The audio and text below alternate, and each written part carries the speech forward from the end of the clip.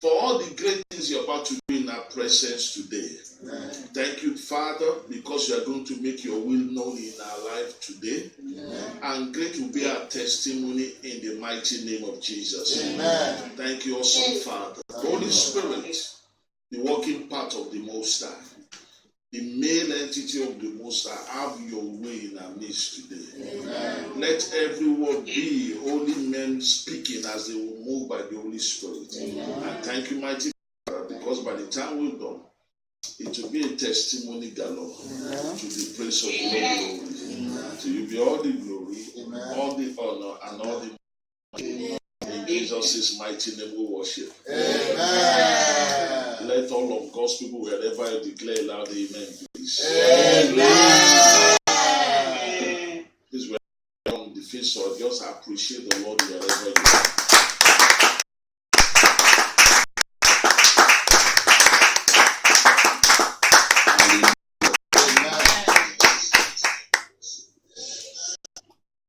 You're always welcome in the mighty name of Jesus. Amen. Good to see us. You know, it's been a long time we've seen in the flesh. It was a whole month ago. But thank God, because it's a mega month of the great. Amen. We have one of the great women around us with us that I'm privileged to be our pastor. Celebrated our arrival yesterday. She's a woman I respect so much. I learned a lot from her. Just I'm not learning a lot from you. So if you say, oh, so pastor is not learning a lot from me, damn, it's you that made that to stop. And as if yesterday is not enough, you know, today's service is in between two powerful women. Another powerful woman, very, very powerful. Keep on going strong, even though it's over 80 years ago that she's arrived this world for a purpose. Still very strong. This is a great woman that I had the privilege and honor to come to this world using her as a vehicle, because she celebrates tomorrow. So it's really a month.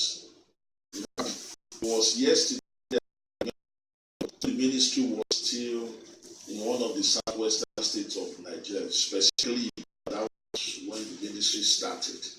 That was a particular year. All the mothers in the ministry then, they all arrived in October. How we knew, yes, it happened. That was around 1989, 1990.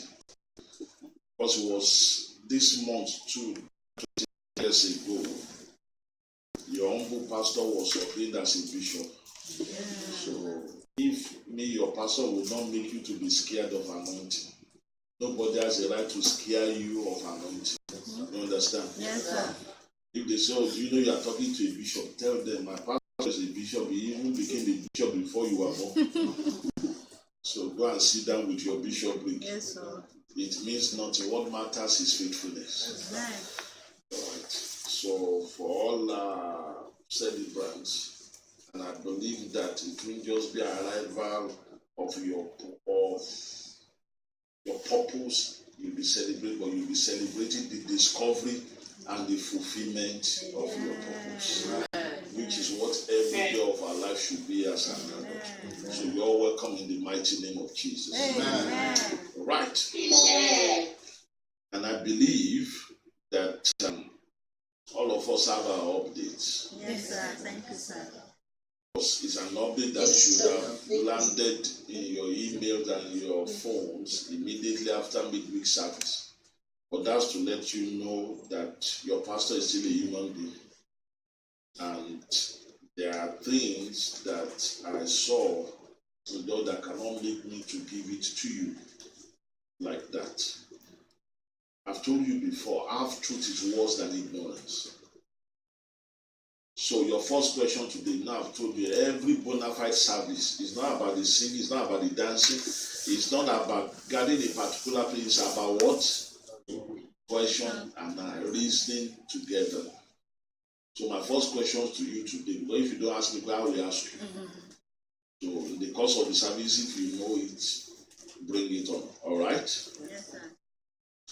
And I want to trust every one of us that we are all honest people, so that if you have had privilege, maybe in a service and answered this, don't play smart. Don't say, oh, let everybody know, so that people will know that me are qualified to be an elder. That so that pastor too will talk about me that, oh, is learning something from me. But let me tell you, I'm somebody that I learn from people, no matter who you are. But let me tell you this, maybe by virtue of testimony to encourage you. As recent as this week that just passed, there's a brother under my shepherdship. If I talk about people that is the most naughty, which English is there? Is it naughtiest or most naughty? Naughtiest, okay.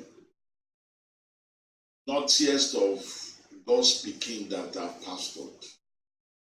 If this brother just has a knack for being naughty.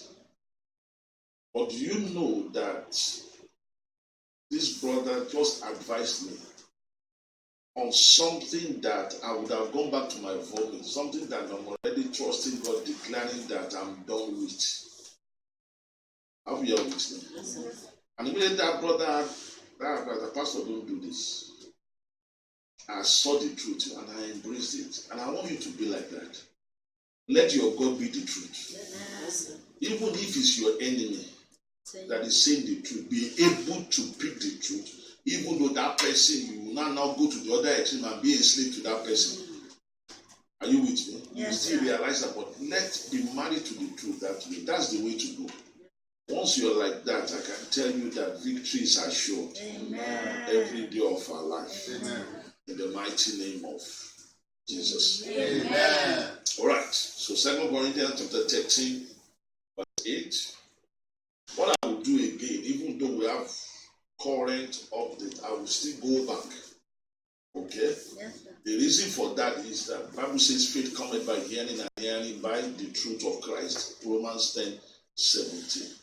And I realize that some of us, we are still not getting this. So if it means that I will revisit it in all the service till you get it, yes, yes, and yes. But you got to get it. You got to get it. Fine, I can't force you to get it. But one thing I believe that if every day you hang around me, even if I'm not your papa, by the time I suffocate you in the truth, you will one day be hungry. You will one day be hungry or thirsty, and you start drinking that water of the truth I've sank you inside. Do you understand my motive? That's why you will see me, you are frowning, you are hungry, you are throwing me inside. I will keep on dipping you into the water of the truth. So that we get to a point that the water of the error you have drank, the food of the lies you have eaten, would have digested. You will not be hungry. And all you have surrounded you is that water immerse you in. So you won't have any, that test will make you to open your mouth by force and drink it. And you'll be free. Because it's only the truth that sets free. So 2 Corinthians 13 verse 8. It says, for we can do nothing. Let's personify it and let us read it all together. But this is how we're going to read it. For I can do nothing against the truth, but everything for the truth. Do you understand? Yes. We're going to personify it. Because sometimes when we personify things inside us, it eats us. Have you ever noticed? You know what that statement I've just said? Hello? Hello? Now, if you are arrogant here, or you are listening to you are arrogant, this is not a testimony on your behalf.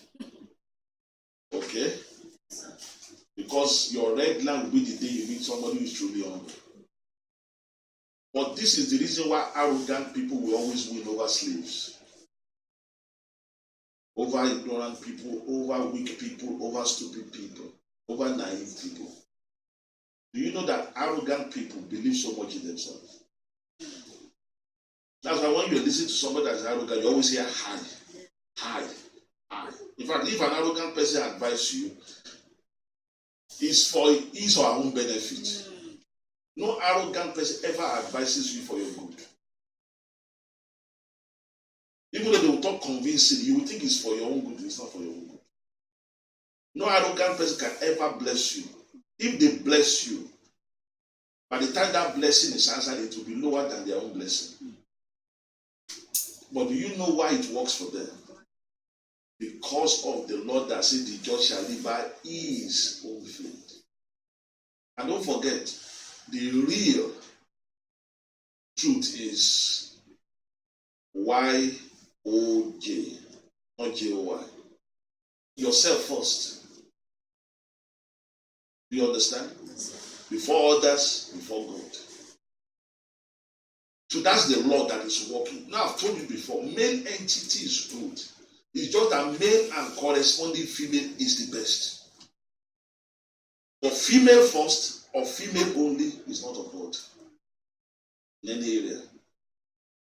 Hello? If you're here and you're listening to me and you're a very nice person, you know this is the reason why you are not prospering. That's the reason why nice people, extremely nice people, don't prosper. You know why? Why? When you are extremely nice, you are likely to put your niceness before wisdom. In the name of niceness, you are going to take stupid decisions.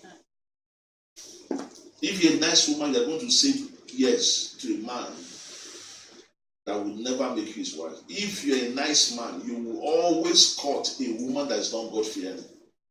If you're a nice pastor, you are likely to put your DNA over children of God that will not follow you as pastor. And if you're a nice flock, guess what? The tendency is to follow an unfaithful minister as your pastor. Not that niceness is not good. Not that niceness. I always, okay, thank God for this. In the mind of God, in the sight of God, are you with me? Yes, sir. I consider niceness as the most powerful virtue. That's why you will see God says is love. Okay? That's the most powerful. I didn't say the first. That's the most powerful attribute of God. Nothing is more powerful than his love for us. But let me tell you how awesome the love of God is, people of God. Hello? Should I tell you how awesome it is? If not for the love of God, me like your pastor will never be in existence. If not for the love of God, there will never be anything like education. You know why? Because there is enough law in life to take care of you, whether you do right or wrong. There's no action that any adult human does that doesn't have consequence.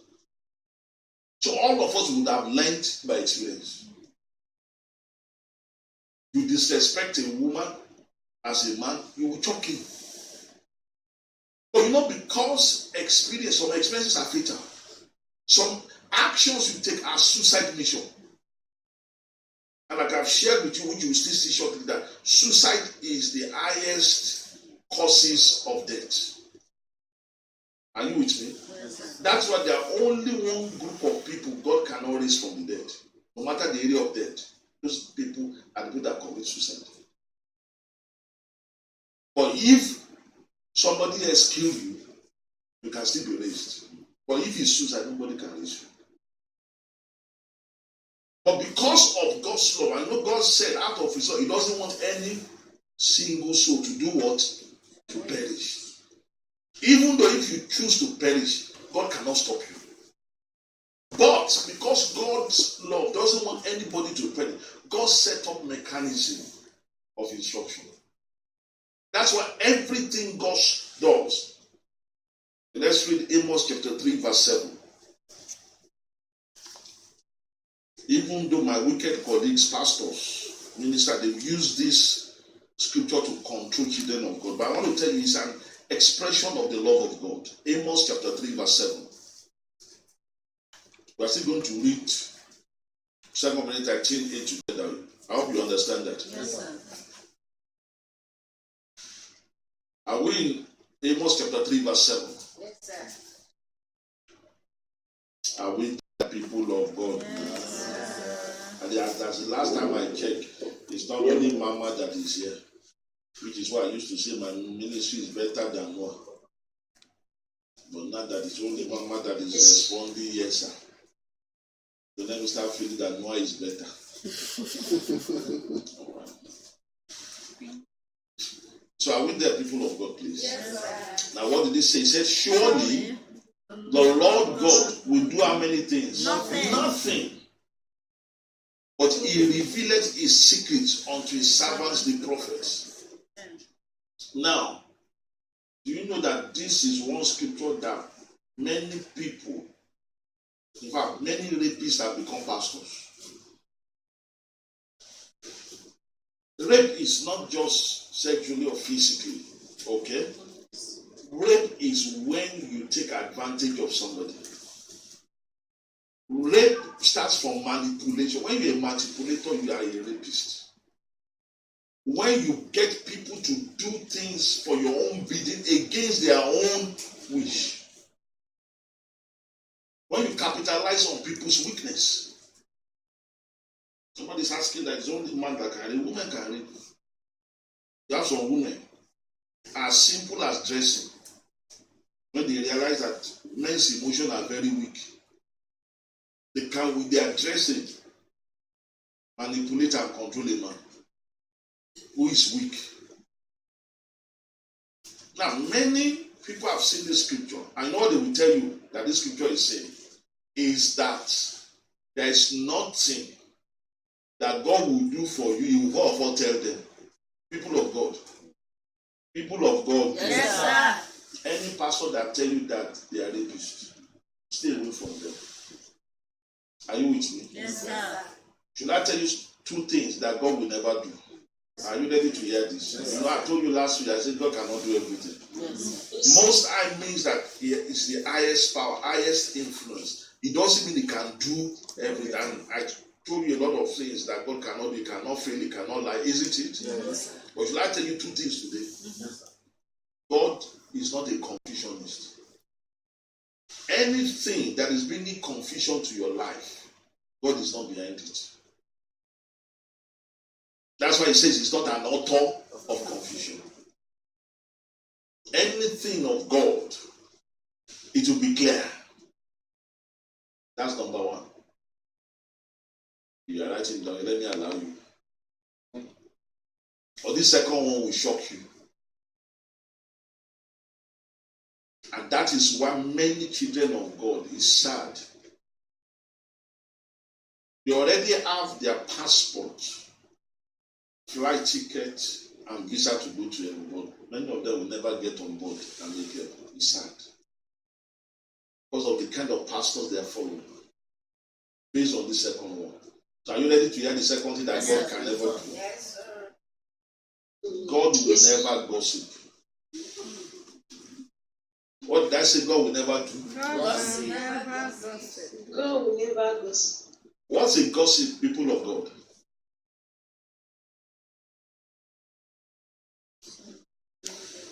Oh yeah, now. Are the sisters? Sorry, sisters. It's God to say the truth. Even somebody who is blind, who has never seen a man or a woman, knows that you sisters tend to be anointed in gossip ministry. That's why when you go to any profession that is female dominated, gossip is the praise worship. My sister, Yahoo, did you hear what Kate just said? Why would not do as you don't know? See, let me tell you, people of God, the scripture says if you are not faithful in what is wrong, you cannot be faithful in what is right. That's why some of us are struggling with being faithful. But want to be religious in the wrong. That's how you be religious in the right. But when you, that's why you see authentic, non-religious sinners. When they get saved, they behave and perform wonderfully. But they were not trying to be righteous with the devil. But when you are moralistic, that's how you will think, now so you good to reach. That's why Christ died on the cross for you. Even after you are sick, you will still be thinking it's by your own works. That because you pray, because you don't wear trousers as a woman, because you don't use lipstick, that's why God is answering your prayer. Is that not what gossip is? So, is it not a gossip when, in quote, God will have to tell somebody else, forget whether the person is a pastor or not, or a prophet or not, or a Baptist or an imam or not, God has to tell that person something about you first. Is that not gossip? Yes, sir. So you all believe God is a gossiper? No, sir. Not my heavenly Father. You say that many of us are idolaters. This is why I say many Christians will not make it. They're already in level, but they won't make the physical level. They won't get on board. Because they can't practice idolatry. There's nothing like that. What Romans chapter 8, verse 14 and verse 16 tells us. It says, for as many as are led by the Spirit of God, they are the sons of God. Verse 16 says, the Holy Spirit bears witness with our spirit that we are children of God.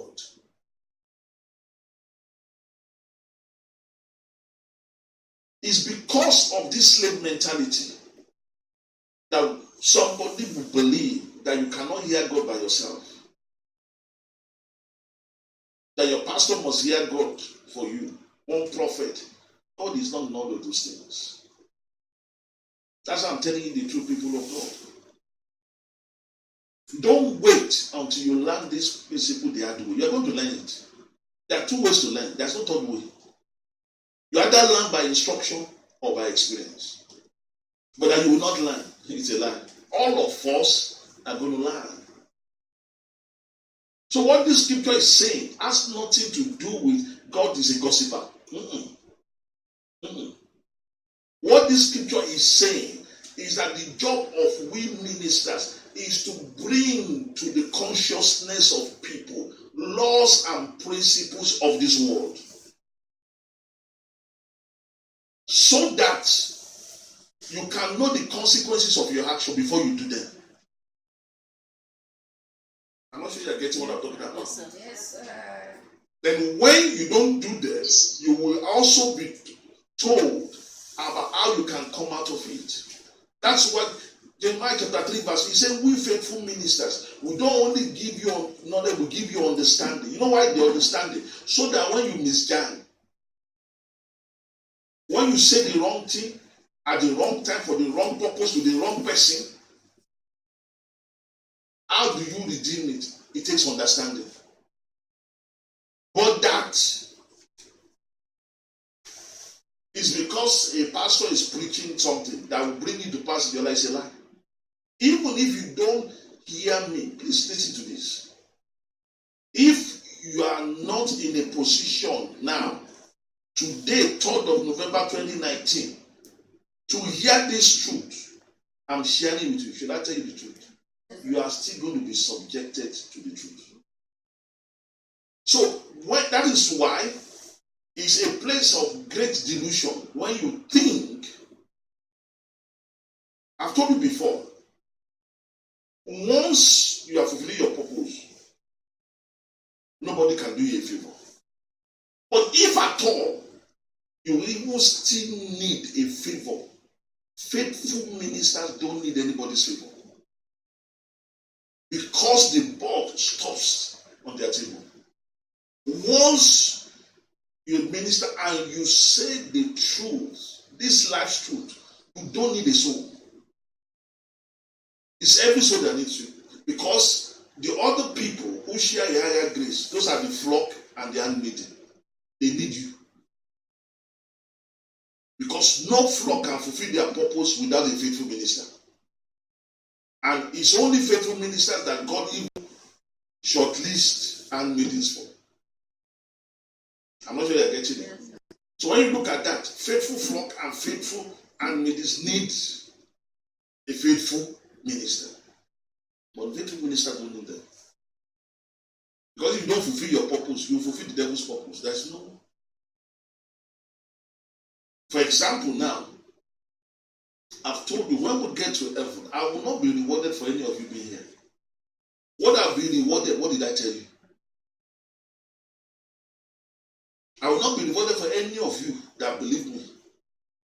Even if you are a faithful handmaiden in my life, and because of your faithfulness, my life was preserved, I was able to fulfill my purpose. Are you with me? My length on that was not shortcut. Guess what? I will not be rewarded for that. It's you that will be rewarded for preserving my life, but not that I will be rewarded for you being my life. What I will be rewarded is because I fulfill my purpose. So what the scripture is saying is an expression of the love of God. That's why when God created the first man, Adam, what is the first thing God did was to instruct him. But if you ever think, people of God, and you believe as I'm talking now, that this thing is putting a responsibility on you, sorry, Satan has gotten you. He has gotten your mind. That is why the only thing above all things that you should be excited about is ministry of God's word. But it's so sad some of us haven't gotten there. The ministry of God's word. That is why normally when you see people who understand this principle, people around them cannot understand the way they relate to a faithful minister. They think he's the minister's person, especially when the minister is of an opposite gender than them. I'm not sure you are getting what I'm saying. People begin to think it's something beyond that. And let me tell you, every one of us, we have that force of treasure. The difference between every one of us, what is our treasure?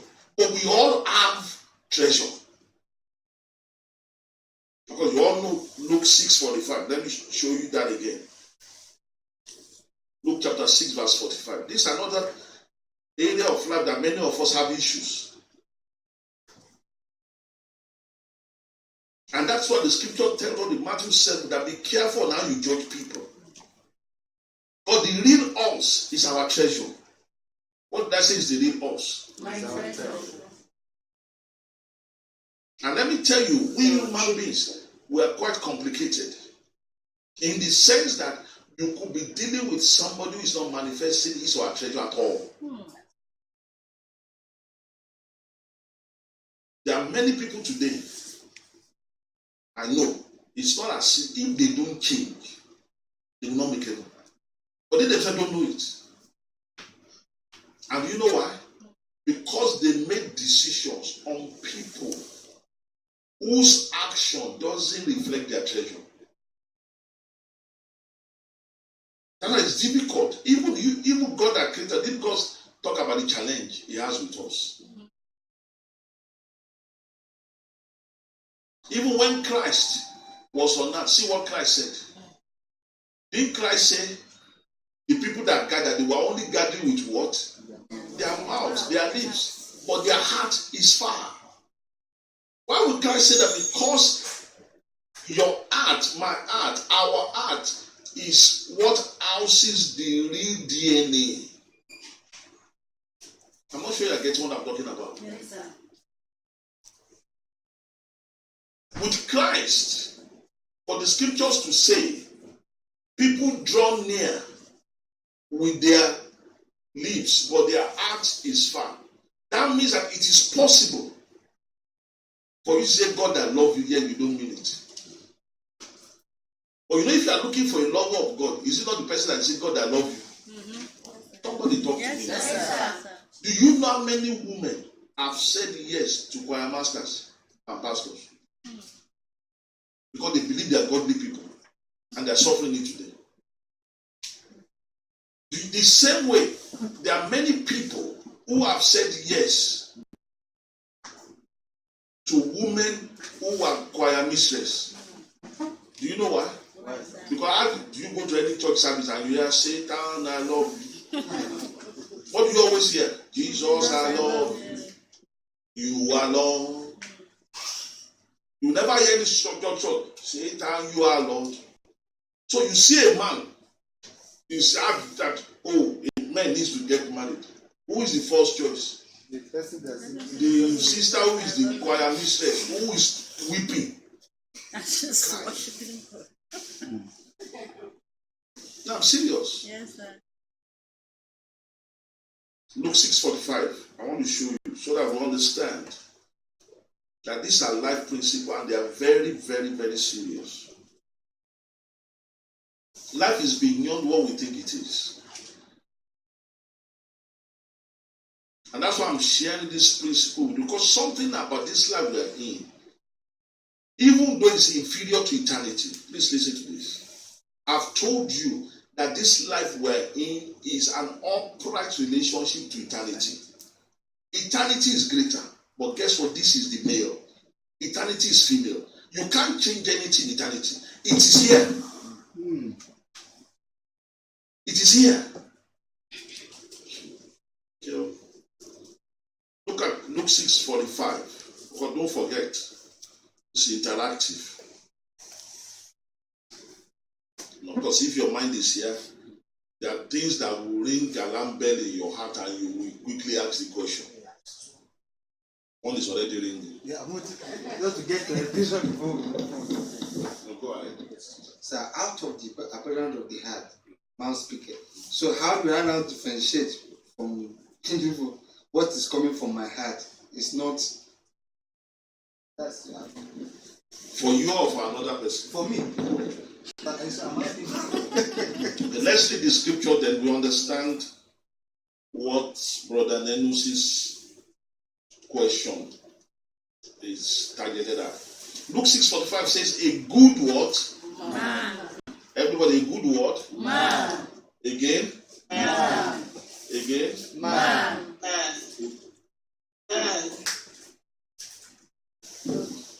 A good what? Man. Man.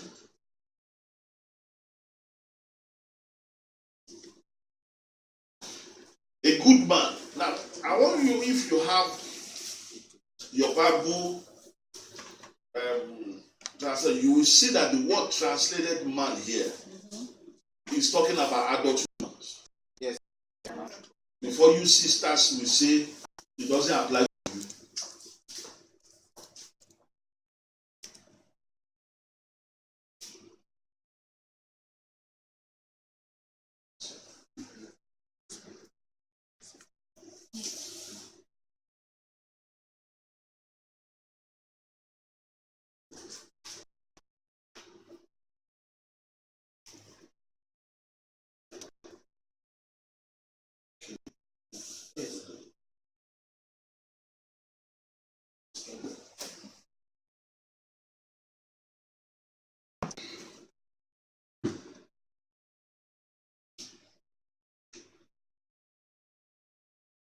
Hold on, because people, I want to open the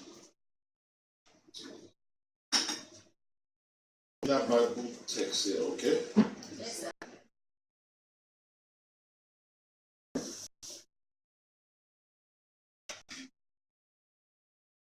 You have to do this one.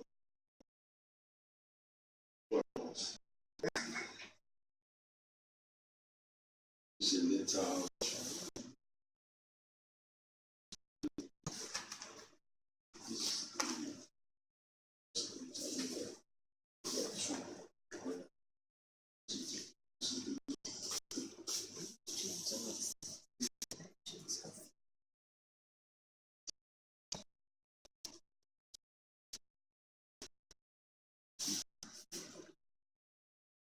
So if you have your Bible dictionary,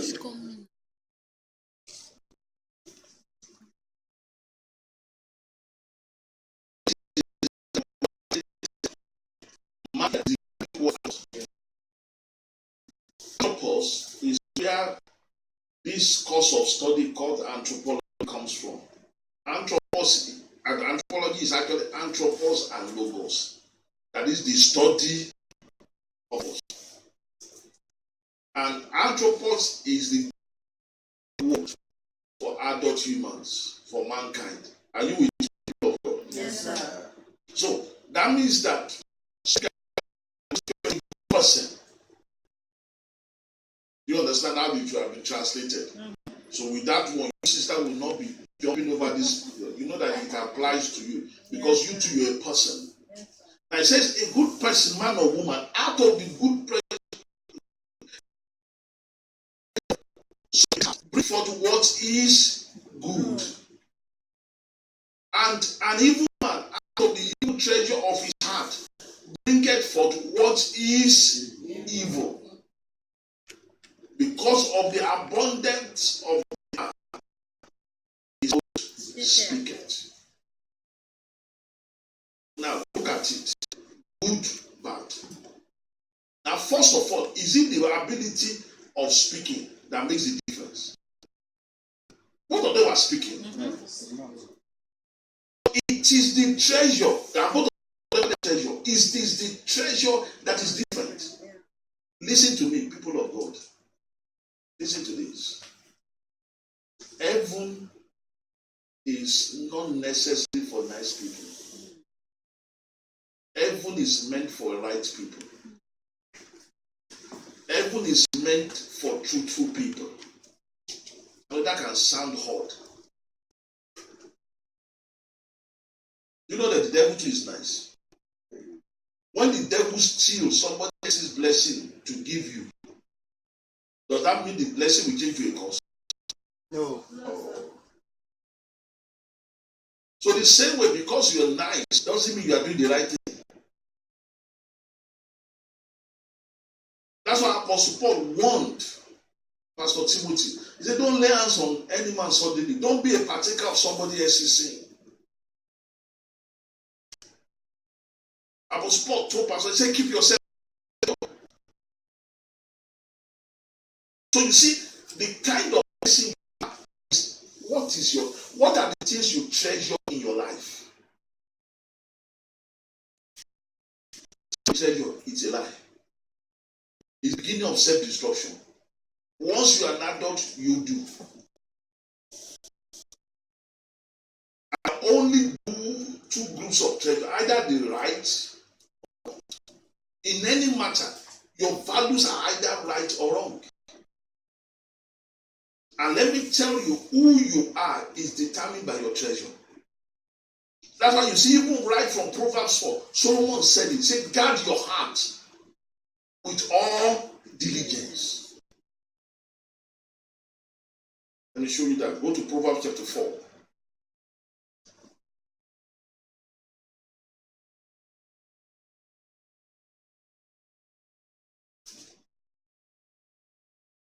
You see why?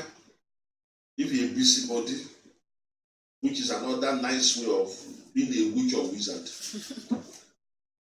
Because what makes a witch when you want to control another person?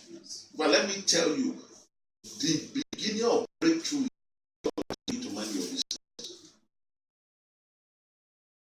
Even if somebody is your spouse, it doesn't mean mind the person's business. If you are the man, be the best husband in that relationship. If you are the woman, be the best wife. Are you with me? Yes. Yours is not to monitor him. I can't work. That's why women who have tried to make a man or make themselves to be a man's wife, guess what they become? What? A monitoring spirit. That's another nice way for a witch. Even if you don't carry your leg and put it on the wall while you are sleeping, you are the chairman of Nigerian Association of Witchcraft. It's true. Remember midweek service, what the Bible I told you. If you're a real man and a wife material, you will not be a slave to your spouse, but you also carry your spouse along.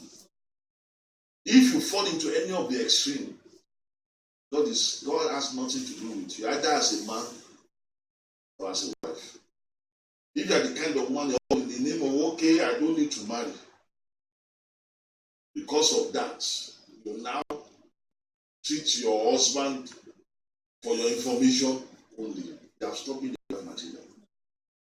If you're a man too, because you said, okay, don't control her, that means that whatever you do is not our business. You are also what? A trader. It's true. And every day that they trade, don't you get dividend of your trade? The dividend of your trade will come very soon. Sooner, very soon. You will all reap what we sow. That's a good song. Why? Meanwhile, do you know that church will sing that? But they will sing sooner, very soon. We are going to see that king. Sooner. Now, let me ask you, people of God, which song makes sense?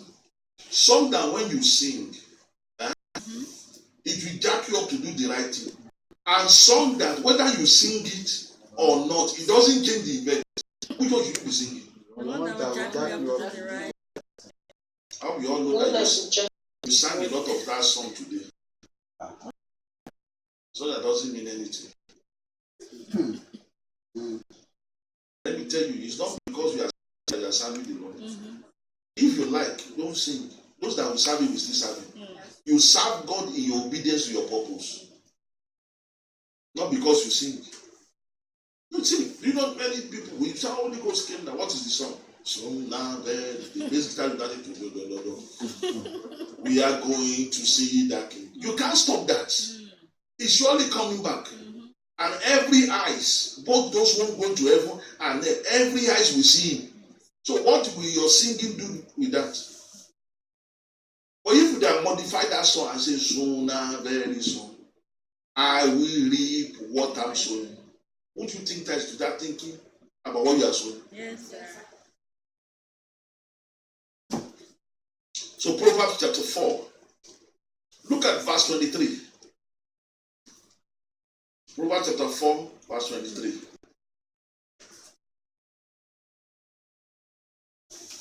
You see another reason why marriage and church membership is becoming hell on earth for people.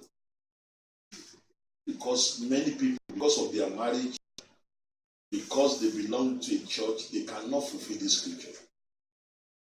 Did you see here? Keep your wife with all diligence. No, sir. No. Some idiots, yes, I use that word strong. You say it's a strong word. Go and check the meaning of idiot. It's another name for fool. It's another name for stupid. It's another name for when you are doing something against yourself and you think you are making sense. And you know, I've told you last week, that there is a corollary between dead people and people who are stupid. When people are dead, they don't know they are dead. It's people that are still alive that is crying. That's how you are when you are stupid. You don't know you are stupid, but other people know you are. And you start paining them that what are you doing?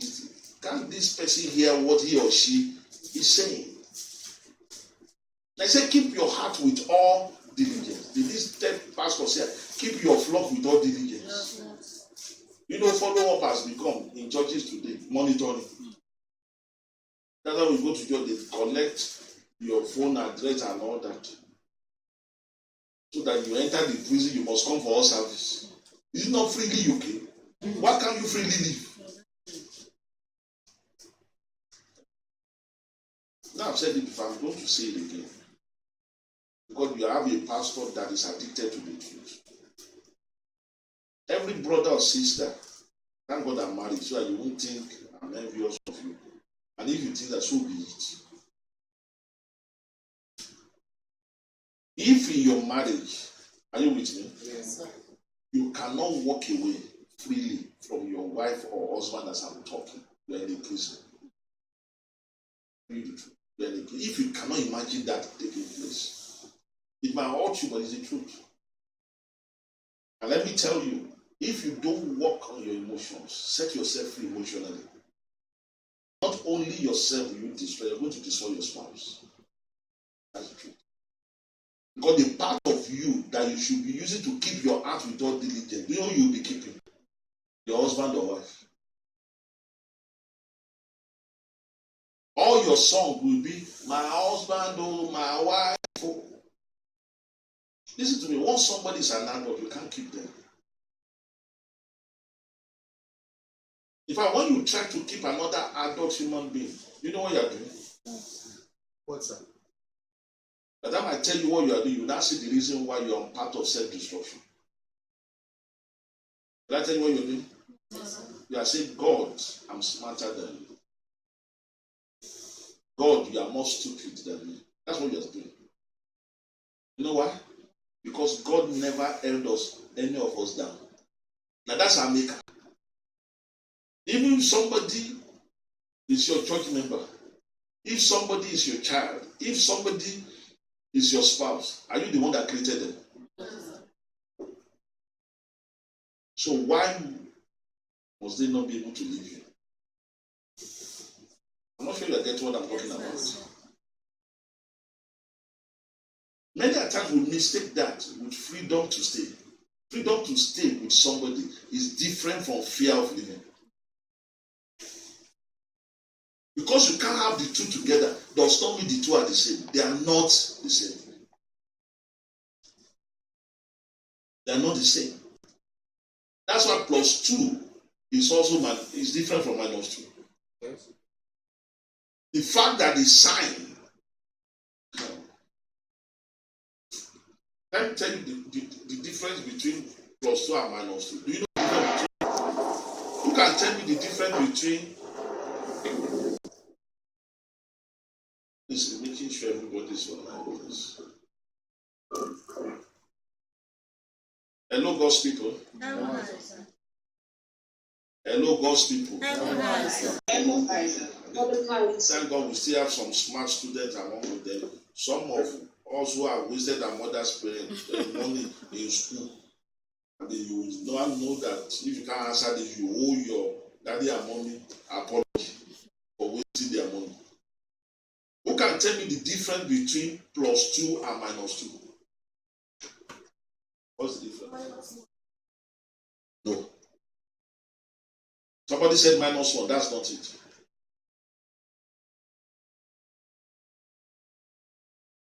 Somebody is calling you now. Look at his face now. That's part of it. Why did you say who? You say keep your hand down. You don't look at who you're actually talking about. The people I'm talking about need themselves. -1 is not the answer. What is the difference between +2 and -2? You have people online. Yeah, we're checking. It's not 1, it's not -1. It's okay. It's not 1, it's not -1.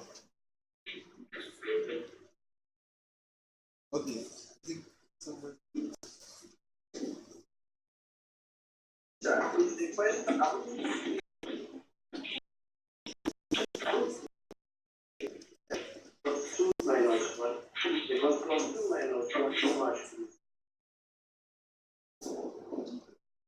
But the difference between +2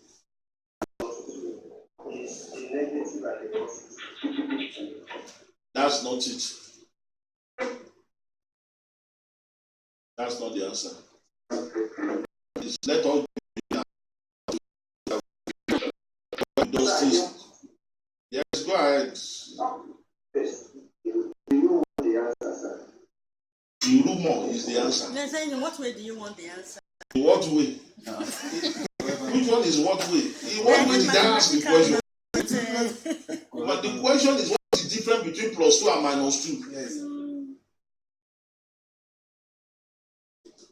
So if somebody asks you, what is the difference between 3 and 1? What's the difference? What's the difference between 1 and 3 now? 2. Is it not 2? Yes, sir. So why is it so difficult? When our parents send us to school, some of us is football we are going to go and play. Some of us is all the female gender, the one that is fair, the one that is dark. The difference is 4.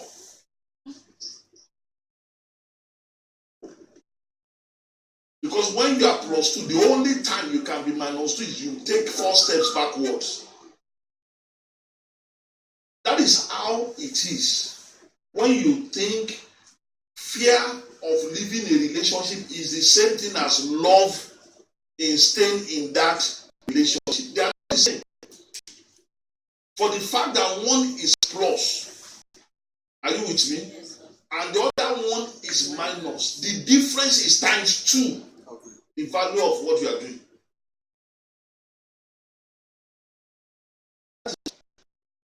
That's why I said, because if you are in any relationship out of fear, out of compulsion, it's a minus. But because it is true in this situation, it reflects being married. True in this situation reflects going to somebody's church or having somebody as your pastor. Are you with me? Yes, sir. But you see, if that marriage is because you are married,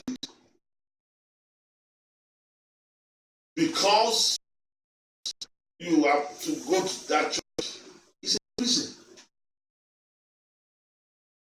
You are actually worse than somebody who willingly don't want to stay and who willingly is staying. That's the reason why many of us, our Christianity is not working.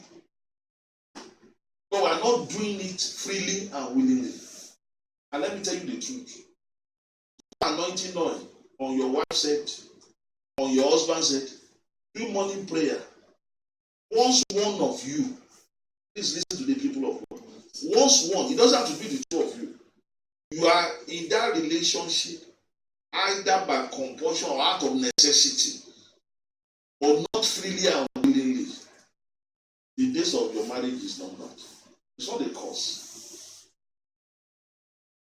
Yesterday, I remember a situation, and if you have been a while in this city and been a practicing Christian, you will know that some years ago, in the late 90s, there's a thriving ministry in this same Abuja.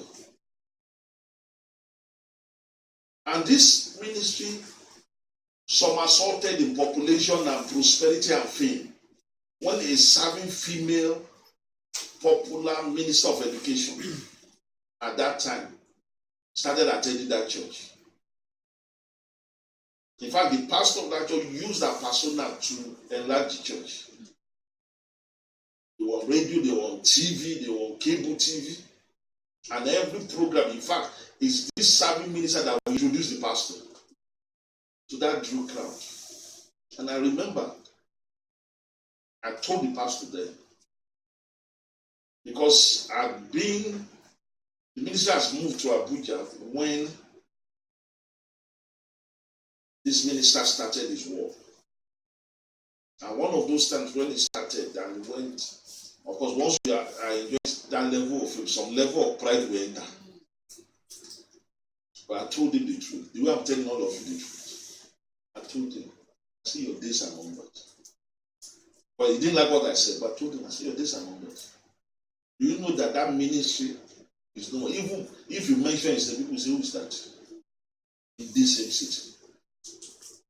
Don't let the present state you are in now, don't let it fool you. Faith is making things to work for you now. It doesn't mean what is working for you is the truth. But what is working for you today will only last because it's the truth.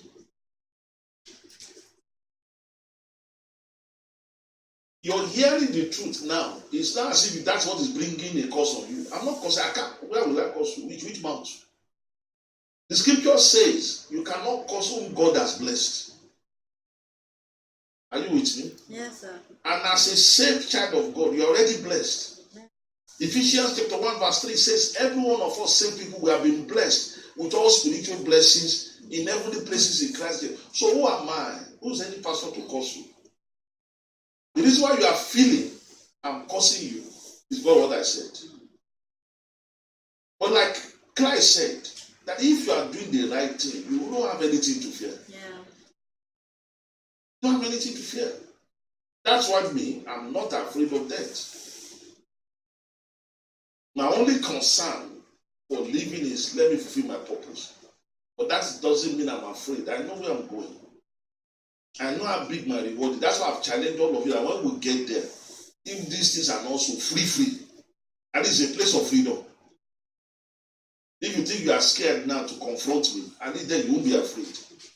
If this time I'm telling you are not so, then come and meet me that, oh, Pastor, you told us that marriage doesn't matter. It matters.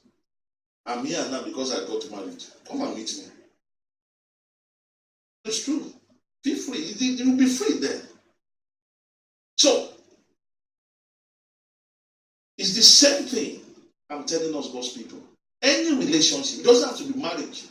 It doesn't have to be church relationship. Even if it's friend, even if it's business, and you are not there freely and willingly, that relationship has an expiry date. It has an expiry date. No matter what you are enjoying today, once it's not built on the truth, it has an expiry date. That's why I'm sharing diligently the principles that govern life for every one of us.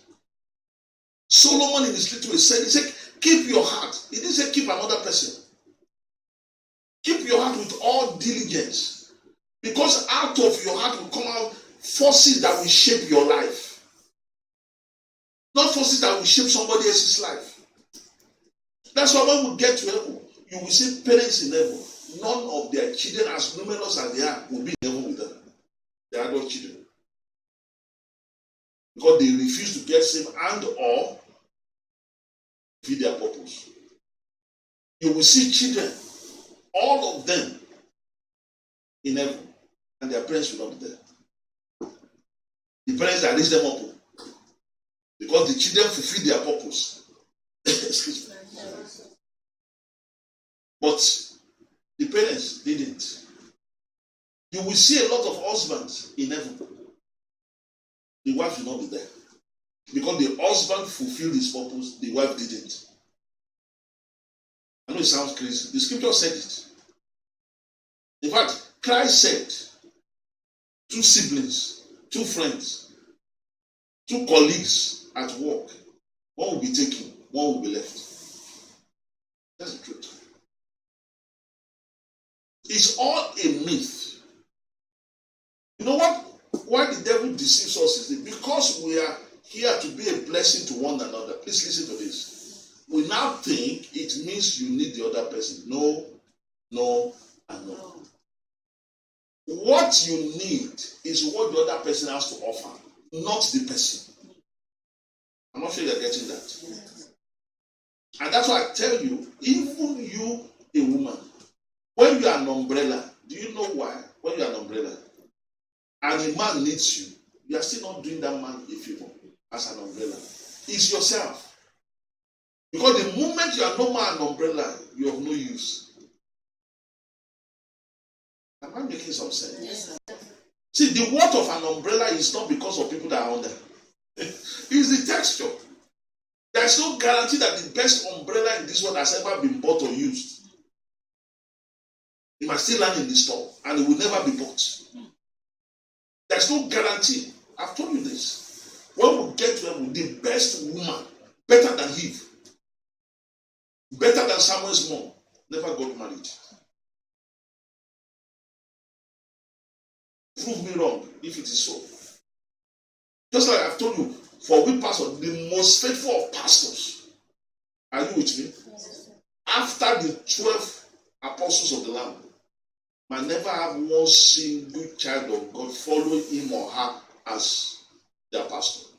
I'm telling you the truth. And the minister that has ever had the largest followership on earth might be now. That's the truth. That's how personal these are covenants. That is why, as individuals, we are all here to be a blessing to one another. But guess what? Each and every one, we are not doing another person a favor. I'm not doing you a favor, even though I'm here to be a blessing to you. You are not doing me a favor, even though you are here to be a blessing to me. Please separate the two. Yes, sir. Separate these two, please. Just like with that simple arithmetic homework I gave you. Because you see 2, you think they are the same. They are not the same. For the fact that one is plus. Are you with me? Yes. The other one is minus. It is times 2. It's a duplicate. It's a multiple. It's double the value of what you are doing. That's the gap between doing it right and doing it wrong. That's why the difference between plus 100 and minus 100 is 200. The difference between 1 million plus 1 million and minus 1 million is 2 million. That is why that thing you are doing it right and doing it wrong, the gap between those two things you are ever going to do is times to the value of that thing you are doing. And that's why you see Christ said it. A good man is determined by your treasure. What are the things you treasure? An evil man is by the kind of things you treasure. See Solomon, the same thing. Guard your heart with all diligence. Sisters, this is a challenge to you. Many of you are so carried away. I believe, if I let me tell you this, sisters. Yes, sir. Sisters. Yes, sir. Sisters. Yes, sir. Yes, sir. I hope every sister, you know what I mean, once you're a woman, you're a sister. Before you say you are the only child of your parents, so nobody call you sister. As long as you're a woman, I'm referring to you as a sister. Okay? Sir. Okay? Yes, sir. Yes, sir. Should I ask you as a question? I should tell you. You have not answered the first question. Okay, let me tell you this. Thank you, sir. Doesn't matter answer a question, it doesn't even mean I will get answer. Should I tell you the reason why? One of the reasons, it's not the only reason. Women will be more in heaven than men. This is all I've been saying. Hello? Yes, sir. How every sister I'm privileged to be their pastor, I'm about to say that. Yes, sir. And you will not the devil is behind religion. Do you notice that religion, especially for you women, every religion, including people have made religion out of Christianity, they go against your physical appearance. Do you know every religion gives you women the impression that the more beautiful you are, the more attractive you are, the more demonic you are. Hello? Yes, sir. But should I tell you the truth, sisters? Yes, sir. That's one of the reasons why you make heaven before men. The reason is this. An average man, they don't take care of their body. Especially in our society here, where a man has been raised to be a rapist and lord of women. You see a man with belly in his pot, I mean pot in his belly. Which one? Pot in his belly. And sometimes it's even cauldron that is in their belly. You will see that man, he'll be complaining that his wife had lost shape. Yes, sir. And he's not looking at himself. An average man don't take care of themselves. And guess what the scripture says? If you cannot take care of your body, you cannot take care of your human spirit. So, you women, you can easily fulfill this scripture more than men. Because you are watching over your body. Sisters, Yes, sir. am I still your pastor? Yes, sir. You now see that it's Satan that has been trying to lure you to downgrade your appearance. To dress in, not to watch your weight, not to be concerned about your stomach. But that one, sister, I've been asking, Mama has never answered. She's all these years. You see an average woman.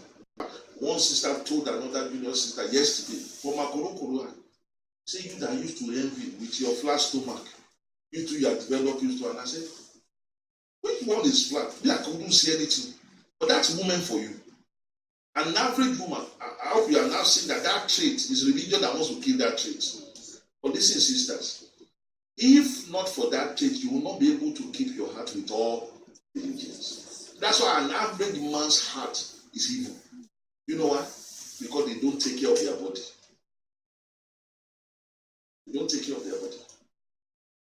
Even though men meant it evil for you, prescribed family planning is the woman that doesn't need family that will be thinking of family. But he has trained you to keep watch over your body. But when you're a master of your body, you'll be a master of your human spirit. I hope sisters have made you happy today. Yes, sir. But it's the truth. It's the truth. Now, Apostle Paul said it to the men. He said, nobody will hate their own body. He said, that is how a man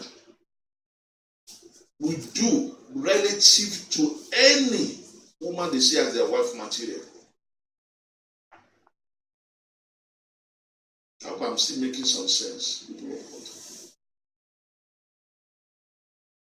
So it's very important to start discovering who we are. Now to the question. First of all, if the question had been, and thank God that is not, that how do you know that somebody's treasure is even somebody else? That's why you see but the names I said, is it somebody said is him?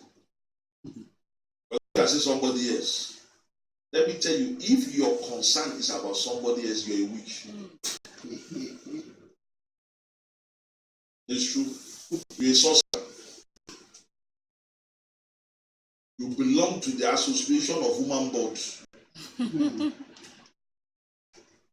It's true. Loving somebody doesn't mean you man guard over the person. Loving somebody that you wish the person, not that you study the person and examine what state of society is this person. Brothers, Yes, sir. you're a rapist, you're a wizard, you're a sorcerer. If you see that, okay, is my wife a wife material or not? Is she keeping her heart with all diligence? Is she keeping her body? The witch. Sister, Yes, sir. witch too. Where is he now? This how it keeps on going. Who is that lady that I'm hearing her voice?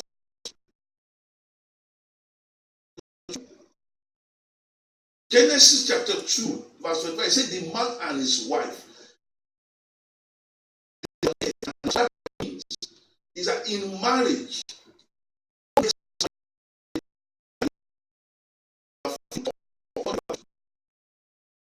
and the man first. If the man is first, my mother is a witch, my father is a wizard. Many women are like that, and that's why they are not. That's why for their koro hype, the man will cheat on them. Because you can never command angels when you go first in marriage as a woman. It cannot work. Forget civilization. Because you don't have it in you. Your DNA as a woman is to be an umbrella or basket. Are you with me? Your DNA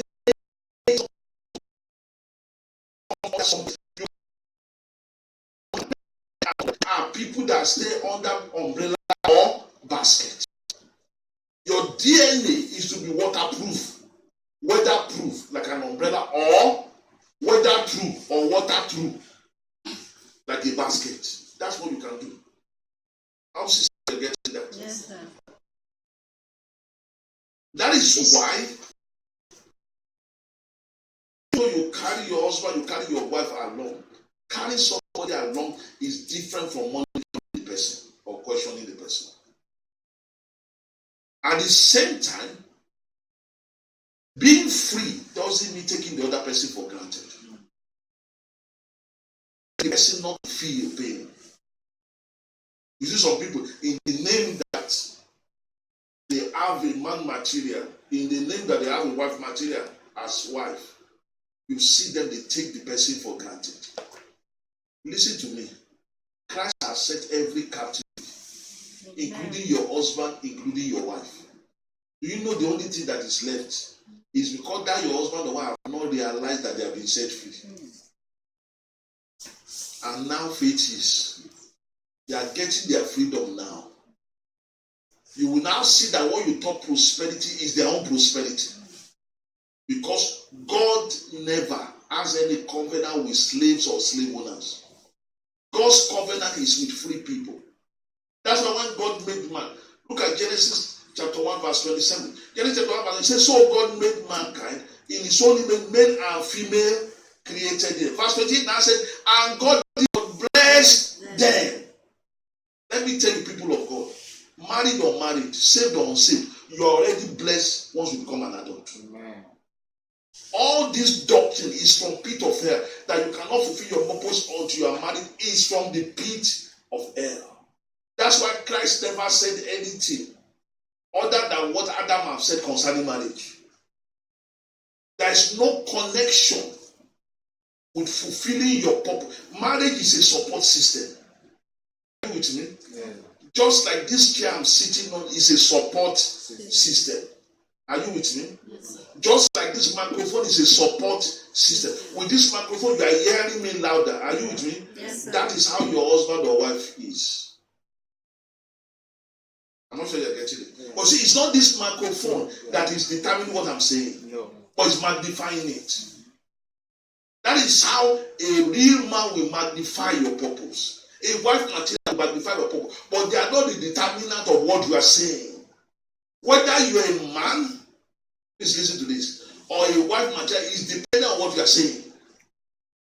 But whether the person you are married to is a man or wife material, do they magnify what you are saying or cage you?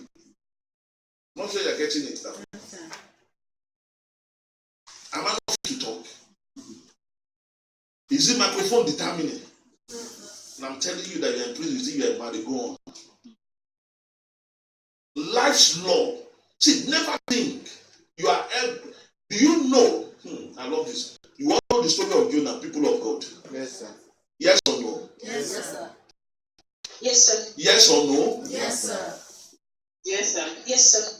Do you know that if Jonah had not owned up, everybody would have died?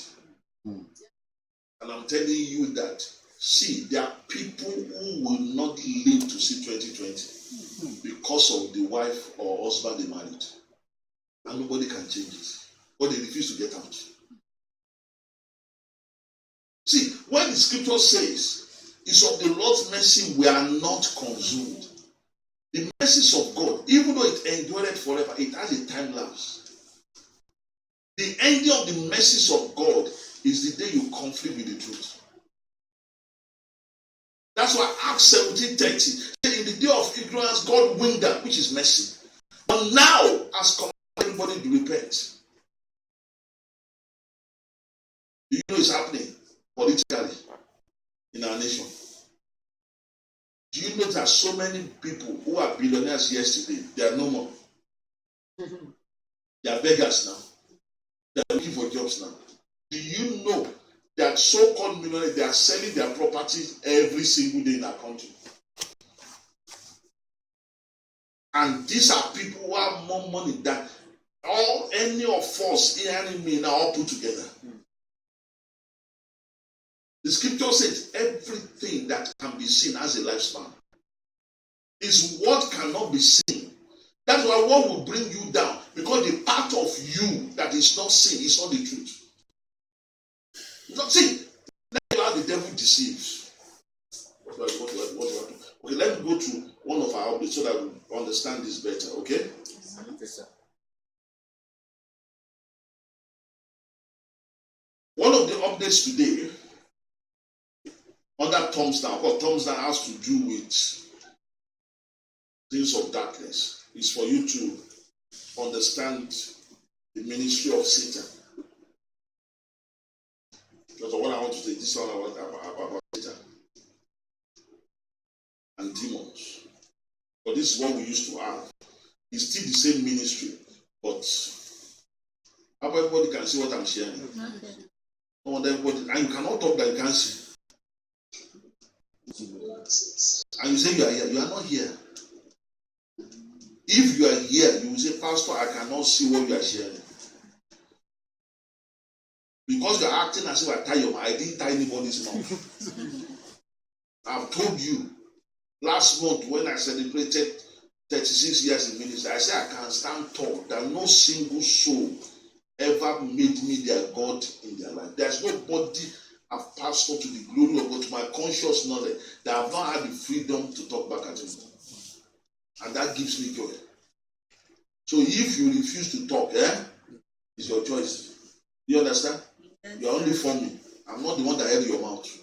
I cannot be sharing still, and you cannot say, no wonder, I just noticed this quietness today. Holy Ghost, no, they keep quiet like this. So you can continue.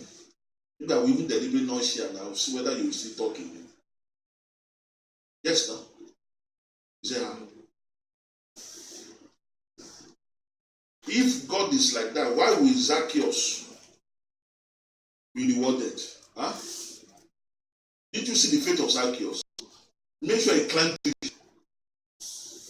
If he didn't climb tree, Christ will not notice him. That is it. And let me tell you, if you don't climb tree for the truth, you will climb tree for a lie. But that you won't climb tree in your life as an adult, you will. In fact, you are already climbing tree. Tree of ignorance. So, are you now seeing what I'm sharing? Yes, sir. Yes, sir. Yes, sir. It's today's Sunday too. Yes, sir. But this yes sir. Maybe I don't even know what is the problem. Is it the yes that is the problem or the sir? You the one that is there. So if it's the sir, just be saying yes, it's okay by me. But don't say sir, I know. I know cannot be wrong. Sir for what? And it's not say Baba. I didn't say anything. I just said yes, sir. I hope you're good to go. Now, the time you are seeing on your screen used to be the old number 4 of thumbs down. Thumbs down means anything in the negative, okay? Why do we need to? The scripture says we are not ignorant of the devices. Even though we're not preaching Satan, we're not following Satan. Are you with me? Yes. But you should be able to know when Satan is at work. You should be able to know that it's the devil behind that thought. You should be able to know that it's the devil behind that friendship. You should be able to know it's the devil that ministry, that church, that relationship. Are you with me? Yes, sir. But that's why this kind of information is very important. But this talks about the ministry of Satan. But you see, it was not well arranged. You get it? Because here it tells you that the worst of his ministry is as a liar. Okay? The bad, the least is being a thief, but that's not scriptural. This is what is scriptural.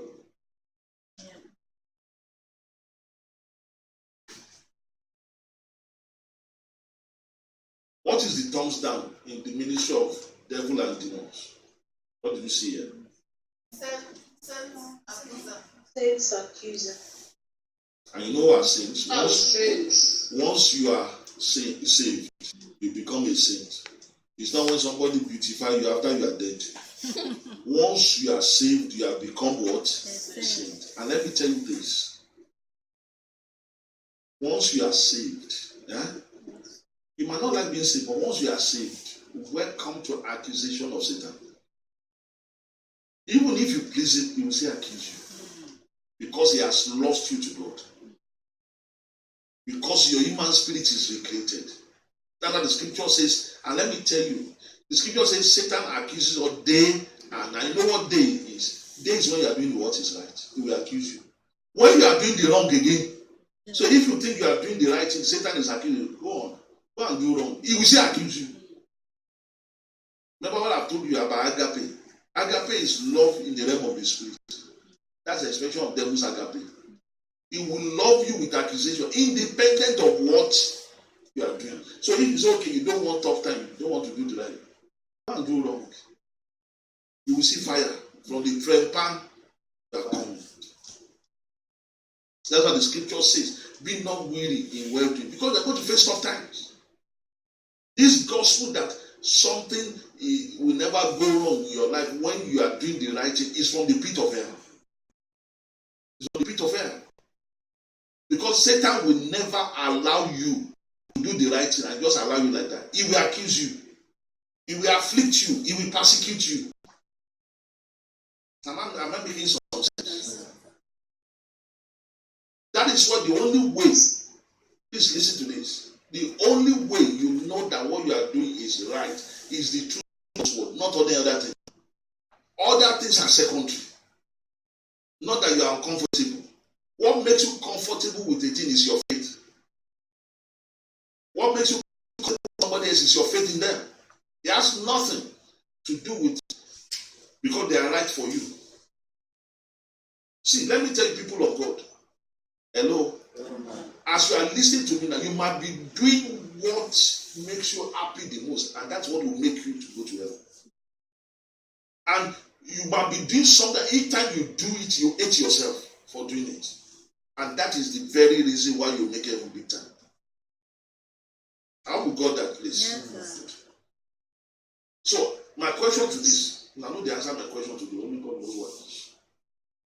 Not that when it's now time to close the service. Hello, sir. You said something. You won't work with those. Better ask your question now.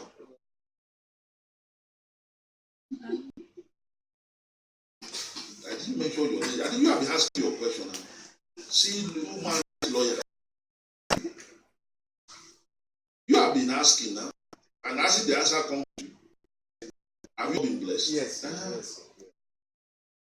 You share your millions No. that will come to you this week. She will remind you that, remember, Pastor was saying nobody was asking. So what do you want to share in the blessings of asking questions? No, it's true. Sometimes we are what we call niceness is simply stupidity. Somebody that they want you to encourage you when you are laboring, they will not line up and say, remember your brother, remember your sister, remember what? Tell them, remember that you two, they are not your brother. You say that's wicked. Who said you? That's not wickedness. God that we serve, He says He will show Himself pure to those who show Himself pure. Do you know why some of us have lost our testimony? You go and share a testimony with somebody who will never share such with you if they're your shoe. What I'm talking about. That's why many married women don't prosper. The things they've told their husband will never tell them if it was happened to them or to their family. He will never. That's why many congregations don't prosper. The things they have told their pastor, the pastor will never tell them it's happening in their life. You know how many marriages that have been destroyed? You know why? Why? Because the husband will go and tell the pastor, the wife will go and tell the pastor, I had an affair with somebody else. The pastor will scatter the marriage. Let me tell you one shocking in this Nigeria. There's a pastor I know very well. He capitalized on a situation like that. He's married to the man's wife now. How many pastors will call their member and tell the member, I've cheated on my wife? And if they are female pastor, I've cheated on my husband. But the flock will go and see, let me tell you, no matter who the person is, if the person cannot tell you what you are telling them, you are a slave to that person. And you will never know that, no matter what that if see, even if they are your parents, once you are an adult, you don't owe your parents your secrets. Hello? I love this. I don't catch you to them. You that you believe this doctrine of hell, that your secret belongs to your husband, it's not in the Bible. What is in Deuteronomy 29? He said the secret things belong to The Lord. That's why your husband or wife has become your God, because that's the person that holds your secret. If you are ever going to tell your secret, it must be the person who will say that. That's the truth. That's the reason many of us are not prosperous. Our secret is with somebody that we should never have said it to. That's the truth. And it's a suicide. That's the truth. That's why the body we faithful ministers carry is a law. You know why? Because such time is only a faithful minister that can help you. That's the only time. But those are the laws that many of us don't know. Do you know there are people who have, there are many women, many men who tell their spouse's secret to their colleague in the office? Yes. That quarrel with their husband, quarrel with their wife, they will tell their colleague in the office. See, life is about laws. Because you don't know that a law doesn't mean that things are, nothing just happened to you. Once you're an adult, everything that is happening to us today, God's people, our DNA was there today. If not, it won't happen today. That's what the scripture says.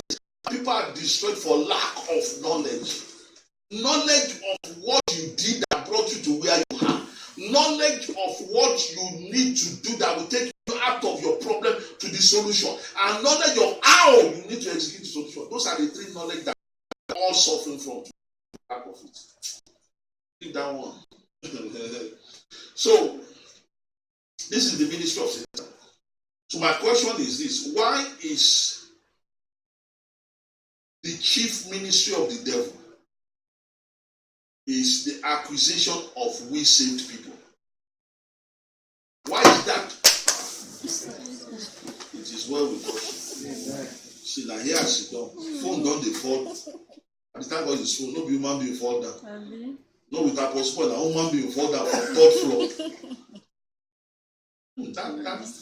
That this ministry of ushering in churches is really, really witchcraft. Is it Apostle Paul that don't should do? Do you know if it's today, that they will never say anybody like that? You have somebody go and tap the young man. Let me tell you, should I tell you the truth? Hello? Yes, sir. Hello?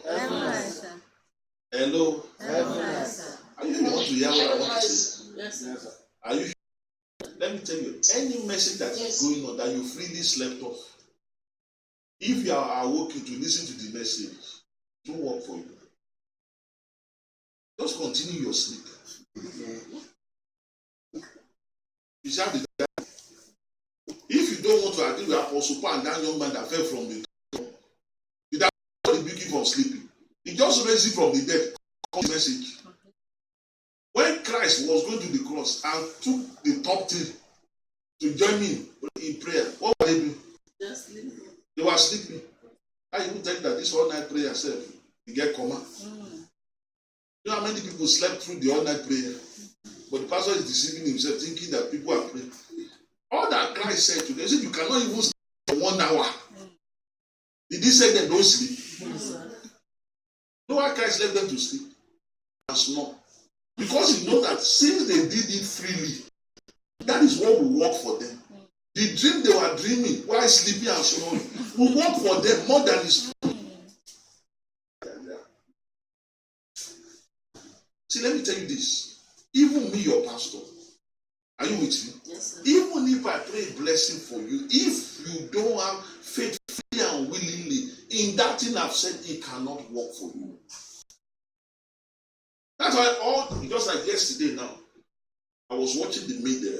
I'm not sure whether Mama was there. I was showing this one of the river goddess in Southwest in Yoruba land, and they were doing the annual festival. And if you see how people are testifying, how the thing has given them promotion, and I was like, what's different from this and what happens in churches? There's no difference. Why? Because it's all manifestation of faith. It has nothing to do with truth. And let me tell you, as long as we God's people keep on deceiving ourselves, that what we are doing by faith is the truth. You cannot do idol worshiper. You cannot do traditional worship because all are wrong. Somebody says, Holy Mary. What are you going to put Holy Mary? It's not saying Amadua or Shongo. It's the same. It's straight. The only difference is this. All of them, truth will have to. One day it will stop working. And that's why I'm warning us not to wait to that day before we check out. Before we look into our ways. I'm telling you the truth. See, let me tell you this. Ask all the people in my NASA, they will tell you this. I've never, to the glory of God, ever blamed any of them for what is going on in the ministry. I didn't say they didn't cause it. Are you with me? But I've never blamed them. You know why? Because if my DNA is not innate, it cannot work against me. I'm not sure you're getting what I'm talking about. It cannot work. But see, once your DNA is in something, see, somebody can kill you once you have faith in that person. But it's not the person that's so anointed to kill you. It is your faith in that person that, oh, this is the owner of my life. I cannot do anything outside this person. I'm not sure you get what I'm talking about. Just like what I said about married women. That's the reason why. Do you know on the social media I belong to, you see people are doing this. One woman, the pastor preached this, and he now sent the mail to the pastor. The number of years he was prophesying ahead of the husband she will marry. How the guy will be rich. And she was saying boldly, he said that she eventually got a man that fitted that Jew. But he said, I feel sorry for such a man. He's dead.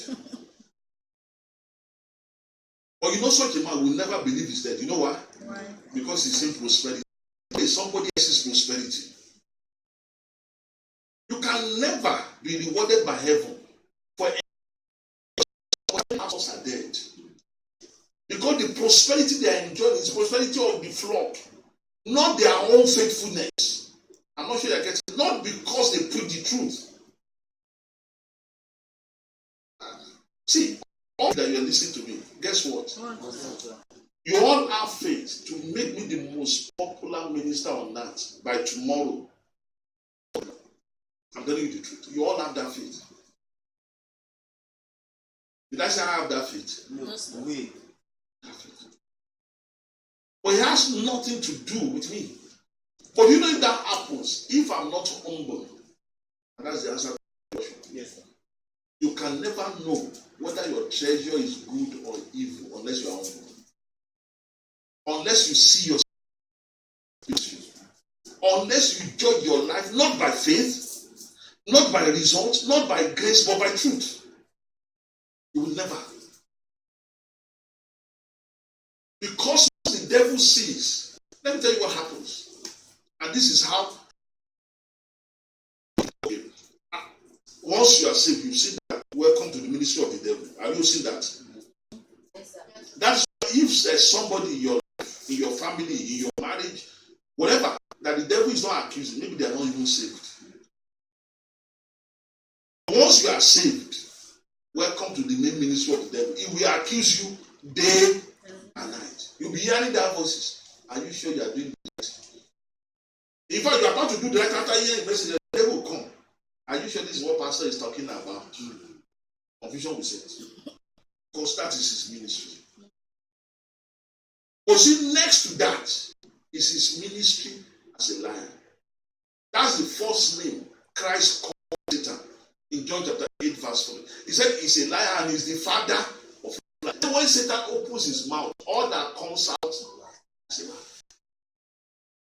And should I tell you the most powerful form? Okay, this reminds me. Okay. After this, I need to show God's people. This is very important. It's important too. I will tell you the chart. Chart big and chart today. I will call it thumbs down, hand of lies. You will see in that hand of lies. Let me tell you the worst lie. Who can guess what's the worst lie? The most powerful lie of Satan. You see. I'm taking my online brethren, but this physical brethren today.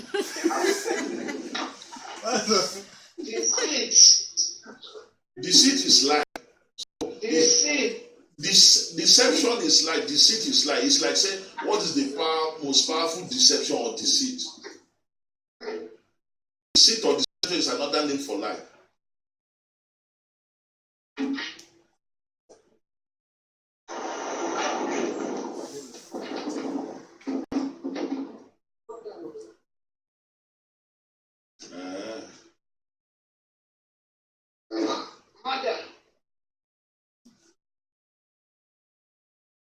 Lie, not murder. Lie, or deceit.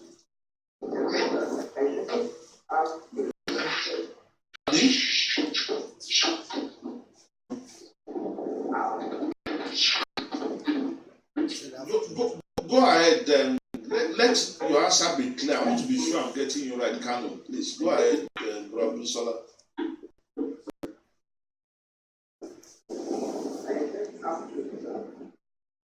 I want you to say it loud, confidently. You see, I'm right now. That I'm more safe with non-physical brethren.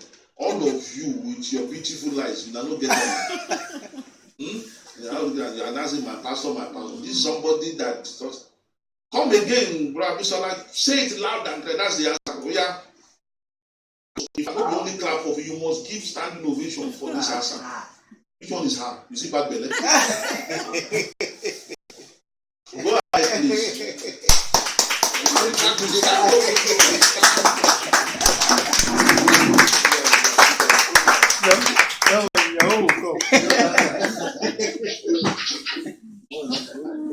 That's the answer. This is something I started service with. Yes. The most powerful tool of the enemy is half-truth. Said it. And I know they hear me. Now something they hear. Okay, there's an online contribution Yes. or question. No, contribution to... Oh, yeah, you said the contribution. The person said that one is one sure, one is safe. That's talking about what is the most dangerous lie. So the person's answer is maybe, are you sure you are saved? Yeah. Now, that one is not a lie, that's an accusation. When the devil is saying, are you sure you are saved? It's like, are you sure you are doing the right thing? Are you sure pastor is saying the truth? If we are to have an hand of accusation, that will come. But in talking about life, we're talking about the now, the concept, it is half truth. That is why when you are with a faithful minister, the way all of you are, be very careful. You now see the reason why. Even if I give you a child and I saw that the information is not complete, I change it. You know why? Right. Hello, people of God. Do you know why? This will shock you. Are you ready to hear this? Yes, sir. Are you ready? Yes, sir. This will shock you. If you are being fed with 1% truth, you are better than the person that is being fed 99% truth.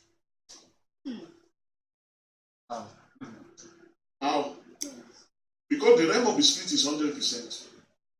So once the truth is not 100%, it's a form of darkness.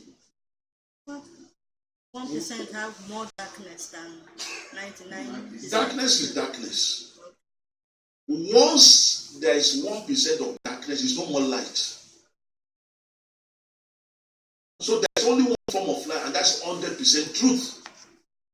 But you now have 100 kinds of darkness. From 100% darkness, 0% light, to 99% light. They are all forms of darkness.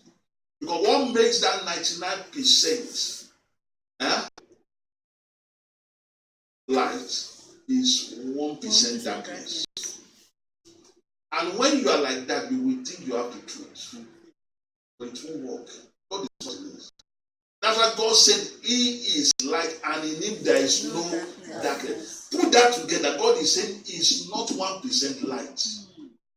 Up to is not 99%, is 100% light. A surprise. You see another reason why religious people, they don't prosper like atheists.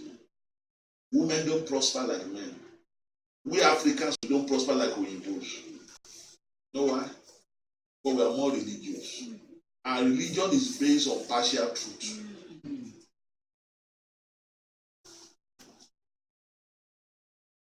So those who believe light totally, they are better off. Hey. So this is tough. The word is tough.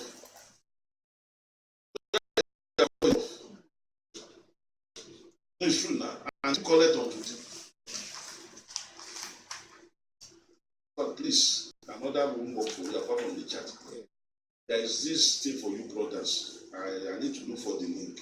But I will tell the sisters. So sisters that you have brothers, you You remind them to nag pastor to give them this chart. But sister, you can close your ears to speak for brothers, especially married brothers. You know what they discovered in research? They said an average man, they are concerned about their testosterone, about their performance, especially relative to women ministries. But they discovered that the best thing that works and boosts their testosterone is not drugs or anything or exercise. It's going to go and chop logs. Carry axe to be cutting tree or chopping firewood.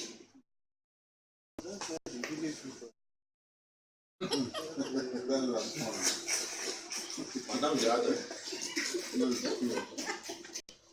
You see, that's a confirmation. You see, no wonder believe you.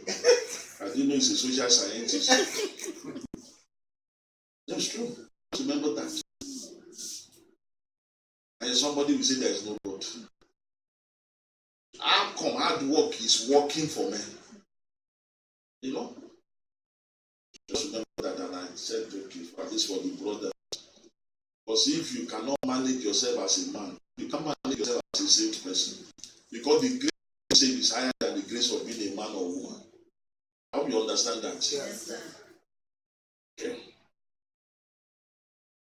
So, this is how Satan, one would have thought destruction will be the worst. It cannot be. The reason is this. If the devil cannot lie to you, he cannot steal anything from you. He cannot kill you or destroy you. That's why lie is better than theft. But once you can believe the devil's lie, the devil has actually got you. In fact, it's a matter of time before other three ministries will come. Once you can believe his lies. That's another proof that it is the most powerful force. Not necessarily what you believe. How we are following the people of God. Yes. Okay.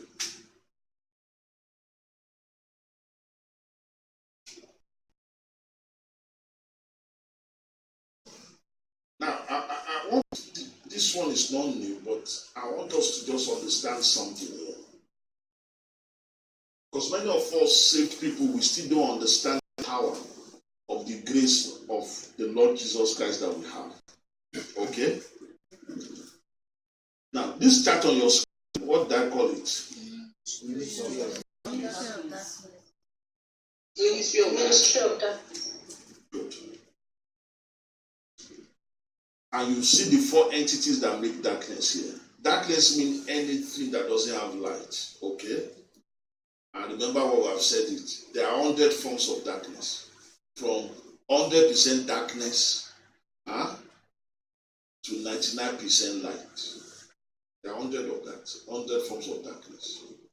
In fact, let me tell you this. By percentage, there's only 101 forces in existence, and it's only one that is of God. The remaining 100 is of darkness. 100% truth is what God is in. But from 1% truth, are you with me? To 99% truth, plus now 0% truth, that's 100.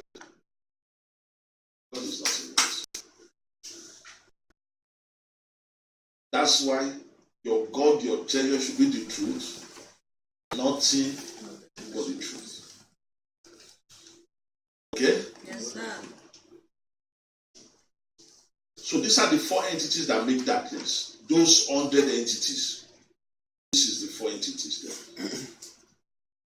Now, do you see which one is the least? Death, which is consequences of sin. But do you know the way we have been programmed? We think consequence of sin is the worst. Yeah. Let me tell you people, but deal with what is causing consequences in your life, you'll be okay. This is another reason why don't focus your life on results. Focus on what will create results. We are too much results oriented, and that's why the devil is getting us. Let me tell you this. If you are focused on this -7, and you are not focusing on the minus 9,907, which is sin.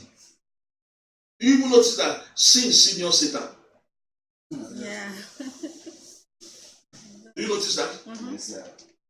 Do you even know that sin is more than 10 times more powerful than Satan?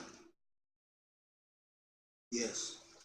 Do you see the reason why when you do something wrong, a minimum of 7 demons, you invite them into your life? You are surprised. Relax. It's a minimum of 1 demon. But when you hear a word like this, and you don't change, guess what? The scripture says Christ is the one that said it. He said that demon will leave. Go and bring 7 demons who are more powerful than making 8. What invites demons is sin. Because sin is more powerful than the chief demon, Satan, who is the boss of demons. This is another proof. In fact, you can draw this chart in reverse. The only difference is this. Are you with me? When in righteousness, we are only going to see 3 entities, not 4. You get it? Because Satan is an angel gone bad. Even though he is the father of sin, okay? Angels are not father of light. In the flip, what they are going to find is truth or righteousness. Then angels, the result of obedience, which is life, which is so that the 3 you find light. Do you understand? But in darkness, you see Satan, who all the demons are doing is beating. Please take this chart very seriously. In fact, when you look at this chart, you understand how powerful it is when you do what is wrong. That's why I half of the tongues, which will not be. This looks. This is this ministry of what? Darkness. Can you see that? Ministry of what?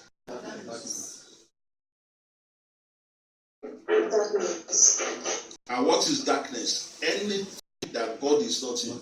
Anything, yes or no? And I've told you there are 100 forms of that. From 0% light. 0% light.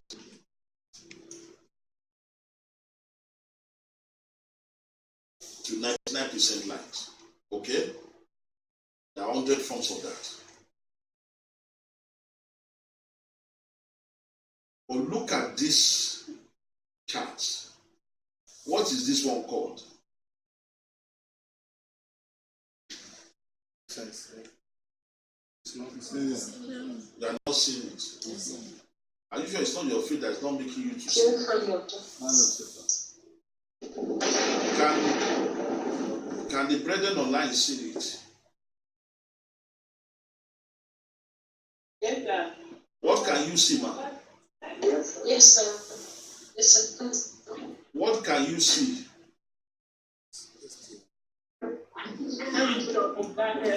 Hand of darkness. I've changed the sins. So repent from thy sin. Headquarters.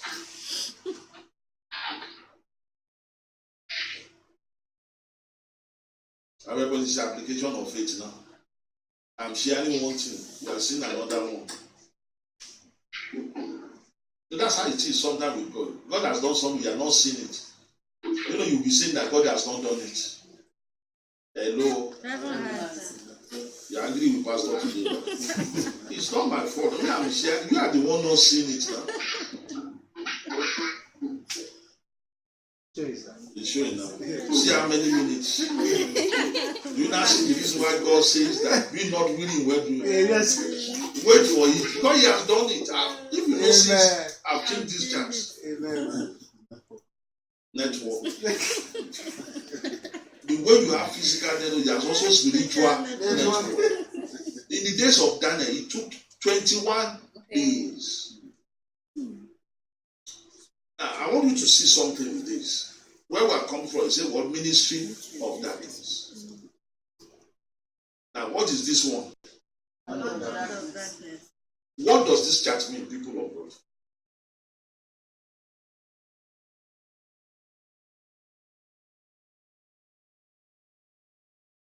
I can tell you what this hand of darkness.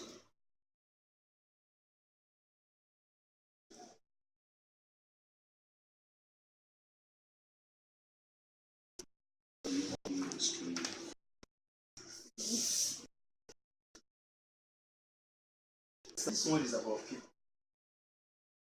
So that one, no job.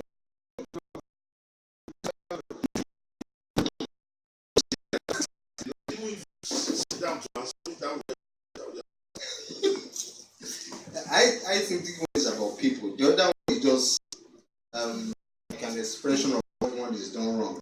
Because like you have gunners, rapists. Okay. Let me give you 30%. You are right, it's about people because the former one, okay, Satan is not a person. Satan is not. Are you with me? Demons are not people. Consequences of sin are not people. You are right. But this a dog. Answer now. Don't be using about people. Let them hear your answer. No, sir. No, sir. Is everybody a dog? No, sir. Oh, the mic. No, sir. Is everybody a pig? No, sir. Is everybody a rapist? Is everybody a gunner? So what kind of people? I want to help you. Now I'm general. Yes. So what kind of people? I've tried it now. Yes, sir.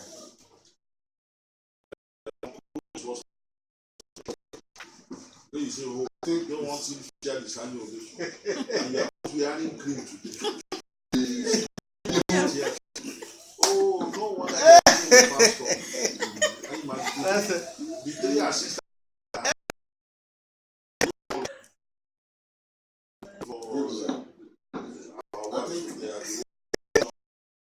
People that do wrong things, 100% wrong things. No, sir. No, sir. I will. No, there's an extra, let me say 20%. You are 50 now, still remaining 50. What Uncle Rose said is this chart is about 5 people that are doing wrong, 100%. The answer is not so.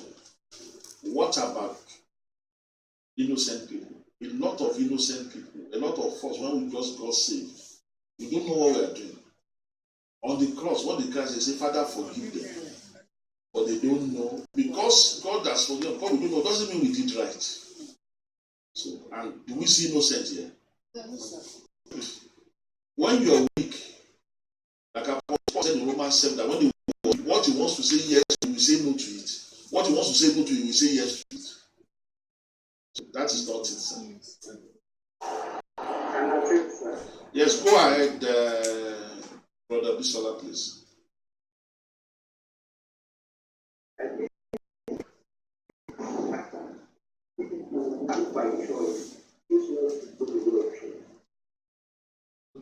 Go ahead, please. Okay. Yeah, that's just what I want to say, that they are people who have access to the truth, who can do the truth, or choose not to do the truth. Okay, all right. I will give another 10%. So, making 60. What he said, these 5 people are people that know the truth, still chose to do the wrong thing, despite that they know the truth. That is right. But not all such group are here. Yeah. There's an unbeliever here. No, sir. There are a lot of unbelievers who know the truth. They are still not.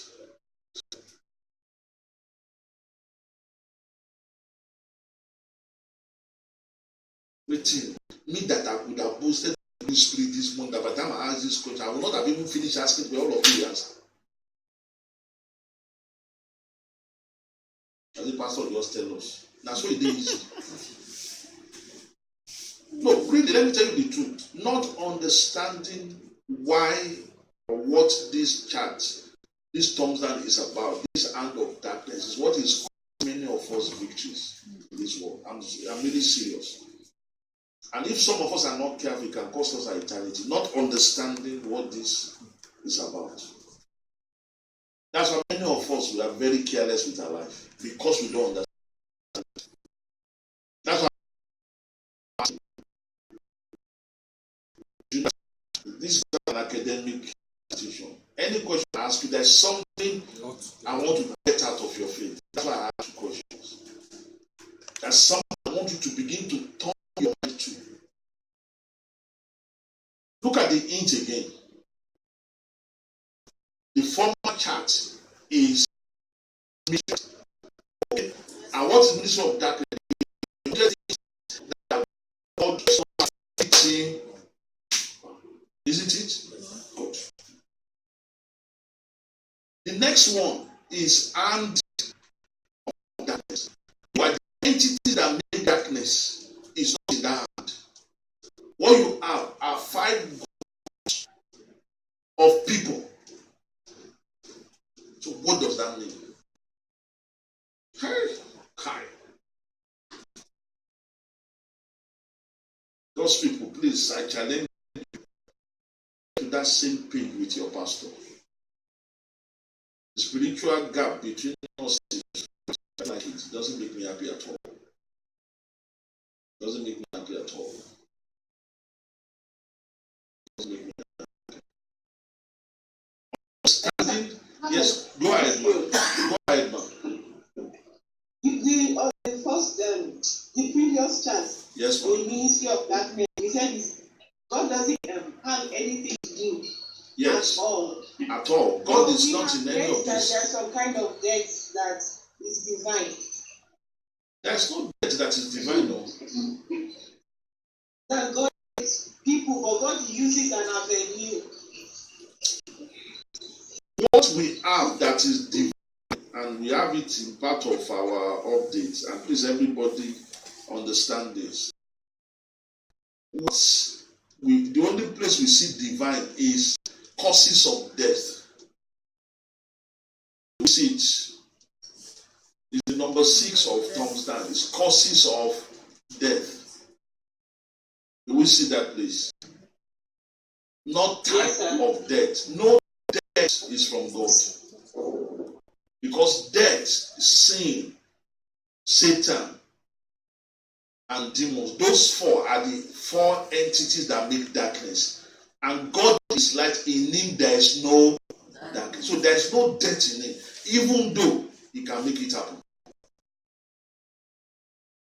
A question? Okay.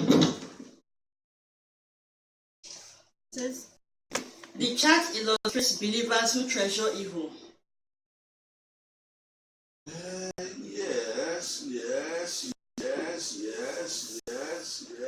Yes. Okay. The contribution, trust my online or some people, said these 5 people are believers that treasures evil. Another 30%. So make it.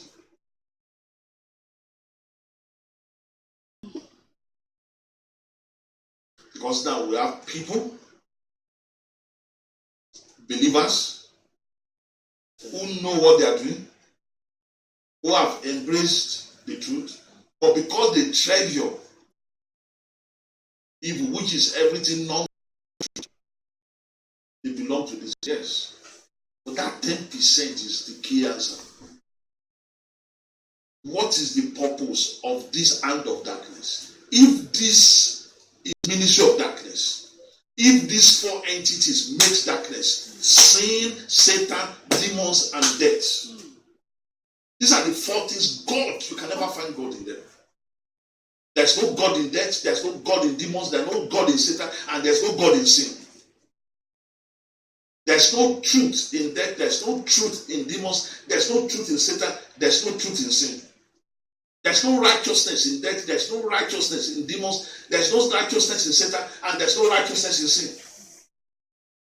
Yet, this one is hand of darkness.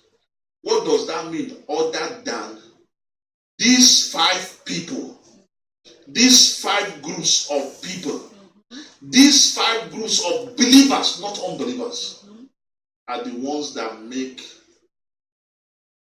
ministry of darkness to be in existence.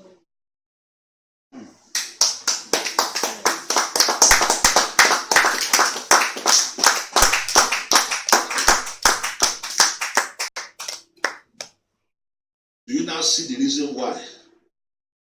A simple arithmetic fact that angels outnumbered demons, we find it difficult to believe because of so much death all over the place. No, sickness is a form of death. Poverty is a form of death. Calamity is a form of death. For example, in the United States, particularly in the state of California, city of Los Angeles, fire has been raged, but thank God,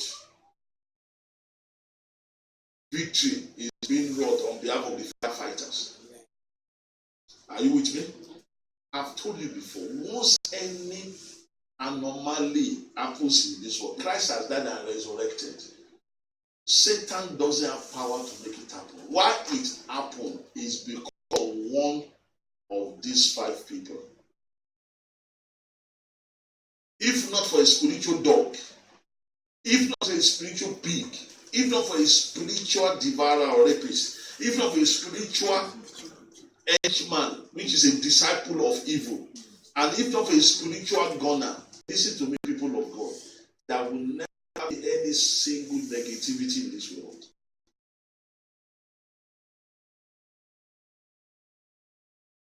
And that's why I've been warning you, people of God. If you are innocent today, you will not be innocent forever. If you are weak today, you will be weak forever. Strength will come one day.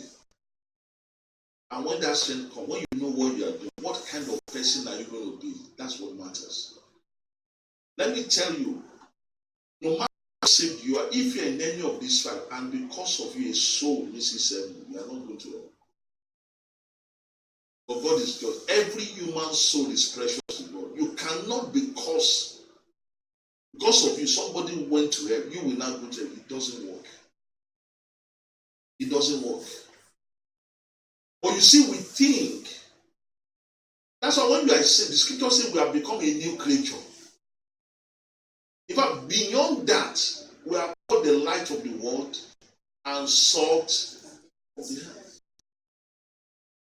Do you know light doesn't have shadow? But when you put an obstacle in front of light, it creates a shadow. That's what happens when you sin. Let me tell you, people of God, God has forgiven every unbeliever's sin. Your sin as an unbeliever has been forgiven. The sin that is creating wahala for humanity is the sin you and I are committing after we got saved.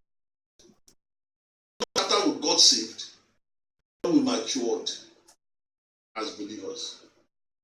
When we are no longer innocent. Right. We are the one causing it. These are the five groups. That's why when you see somebody telling you a non-believer is a spiritual dog, no. In fact, if you look at one of our updates, you see the spiritual categories of adulthood. We've had this before, but I purposely brought it because of this. Look at where unbelievers are. Which number do you see an unbeliever?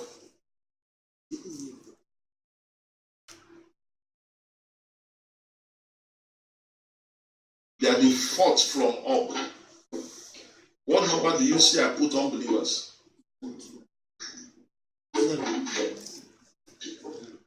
Be bold to say it, please. What number? 0. Please, Pastor, before we move on from the hand of darkness, Yes, ma'am. I don't quite understand the last two, the gunners and the henchmen, or what is the pronunciation? The definition of I don't them. understand. The definition of them is on the screen. An henchman is any child of God, man or woman who is saved, who is no longer innocent, knows this principle, and is no longer weak, is strong spiritually, emotionally, intellectually, to say no, to say yes, to know the truth. But not only did they choose to do wrong, they refused to change. They refused to be apologetic. They seared their conscience. Even though it's an extreme, but it's still possible. And the scripture says for such people there is no remission for sin. Not only will such people miss heaven, after the white throne judgment, they are going to lake of fire. They won't have any privilege of a second gospel like those who never had the gospel in the first instance. That's why they are called gunners.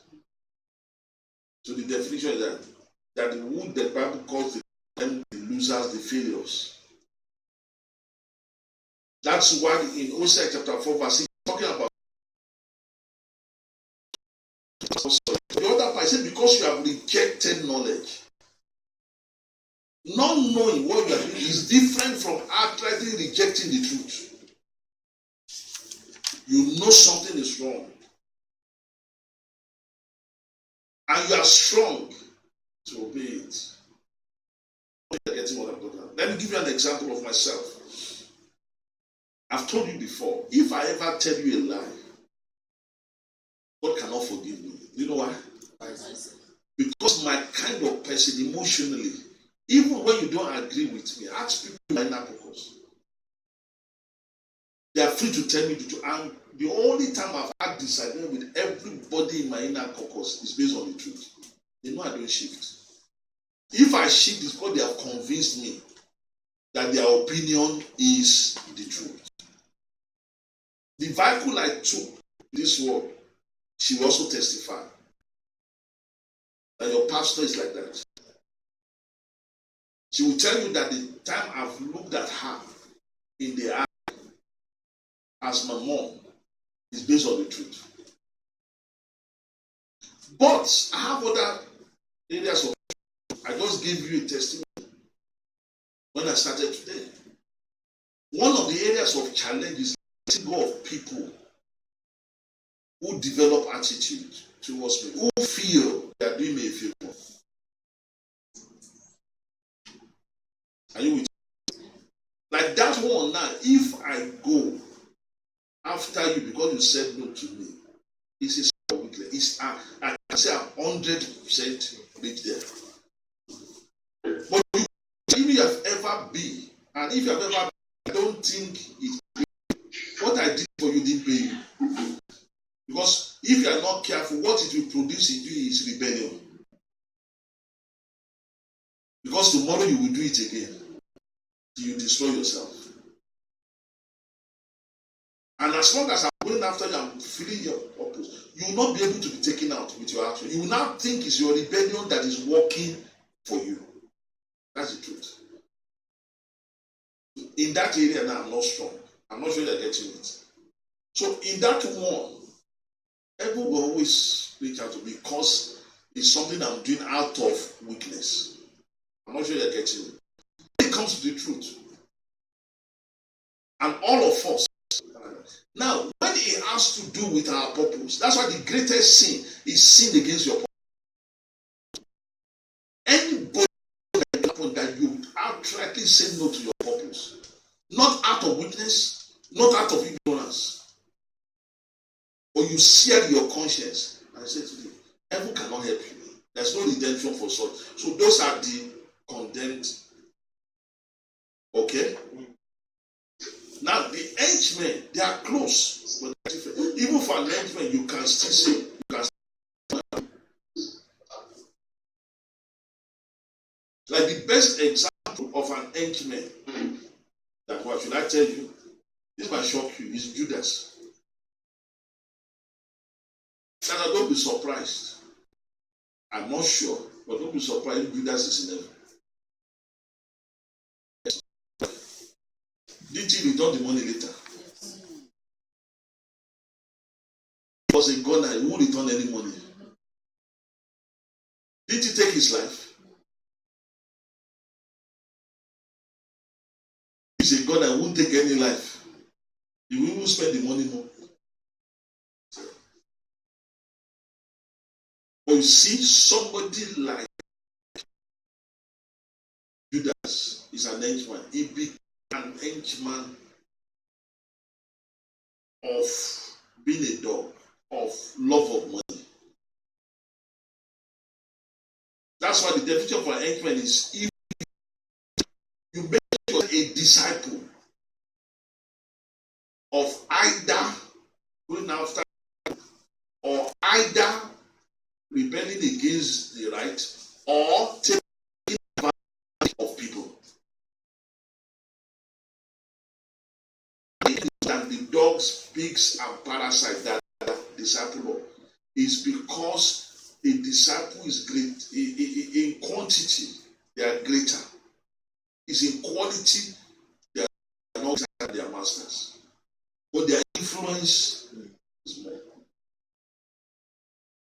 These churches, ministries that have become called, the influence of the pastor spreads because the flock are henchmen.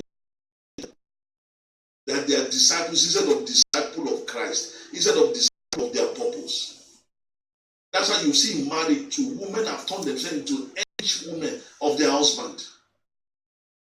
That's why you will see a woman that is properly brought up. She will begin to drop her values in the name of marriage. And that's why such women, they destroy their husband. That's why I've been telling you, brothers, you think I'm envious about you? You say I'm jealous because mama is not like that for me. You will see. When you are destroyed, you and your wife, me and mama will still be standing. And the reason is, mama that you see here, which all of you know, mama is free to walk away. And I've told you, if your wife don't have that freedom, you have enslaved her.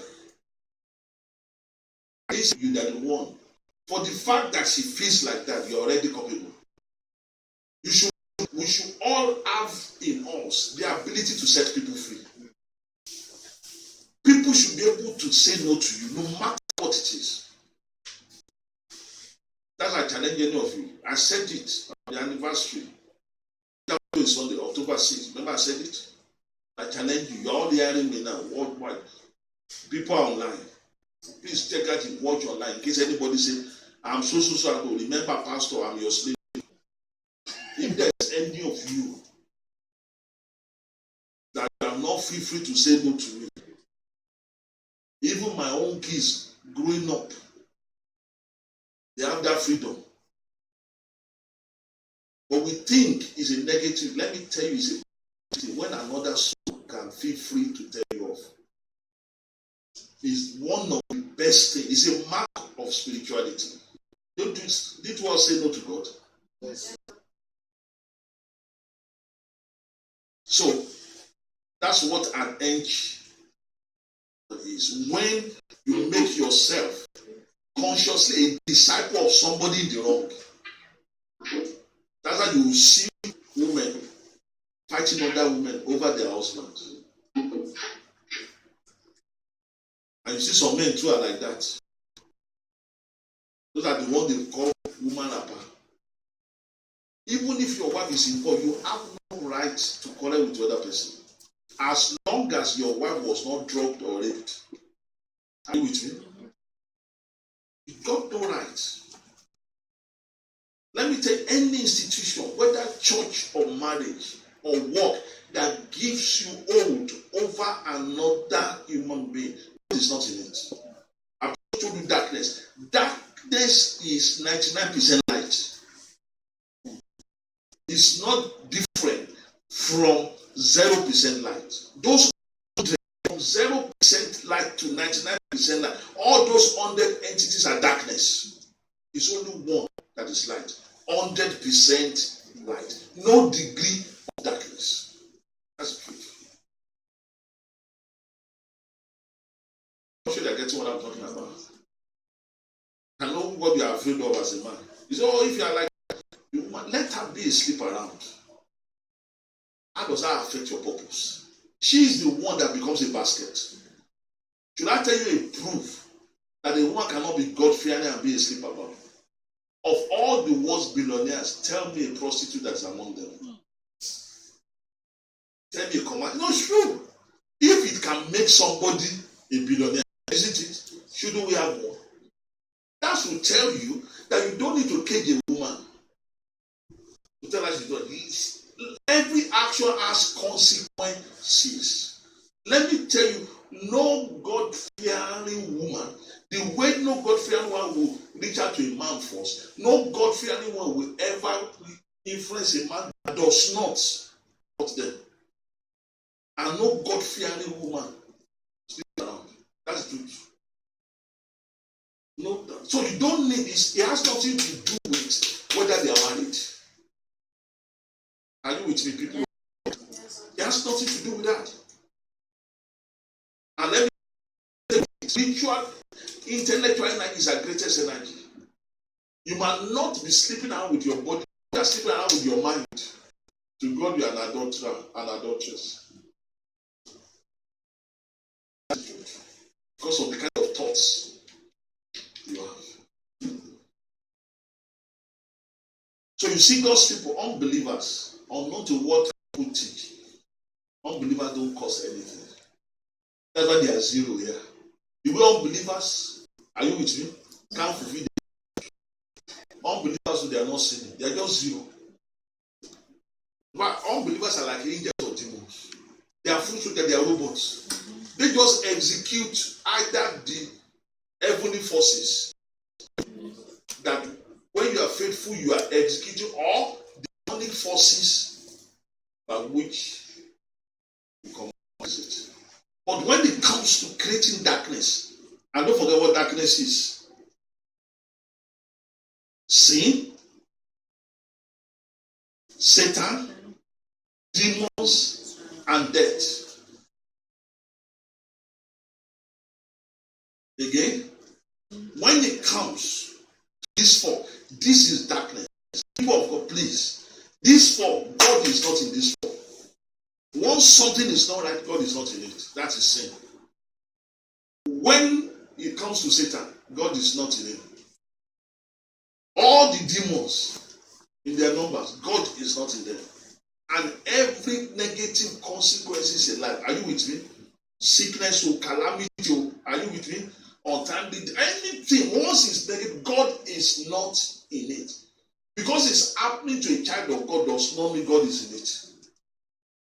Any of these four, should I tell you the truth? These 5 people caused it. And these 5 people, they are 5 Christians. An unbeliever is not the same. Yes, go ahead, ma'am. Yes, sir. I understand better the 2 chats. Yes, sir. Yes, ma'am. Sir, these are creative. What do they call what? Are they causing anything? Or believers are the ones causing this ministry? There was always one thing. Believers are causing faithful ministers. What I think ministers create. So what is, I don't know, under what do we put them? What they do, what they cause.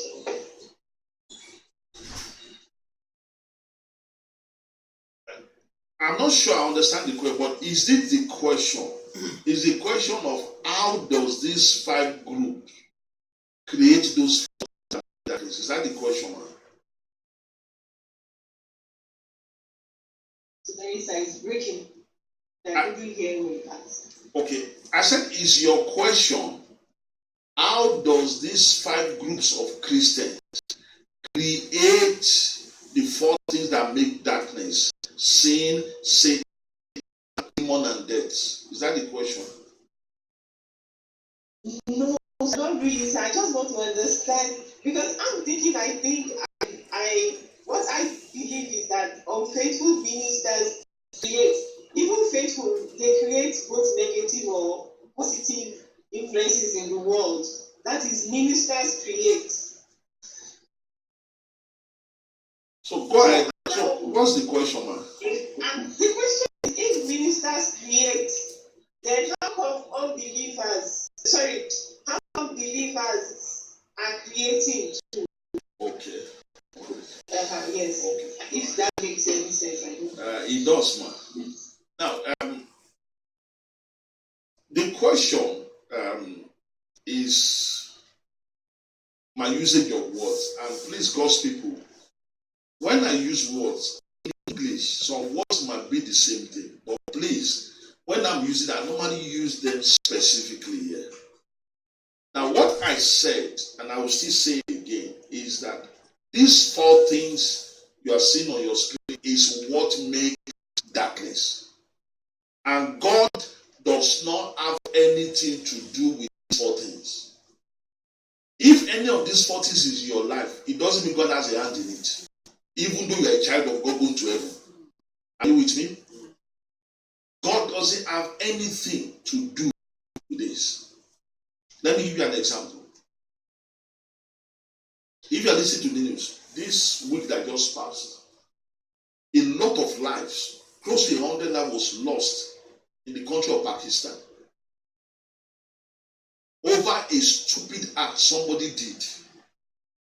Because of the large population, the basic means of transportation in Pakistan and India is the rail.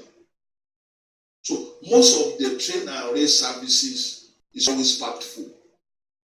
And because of the high population, there is still a lot of people living below the poverty.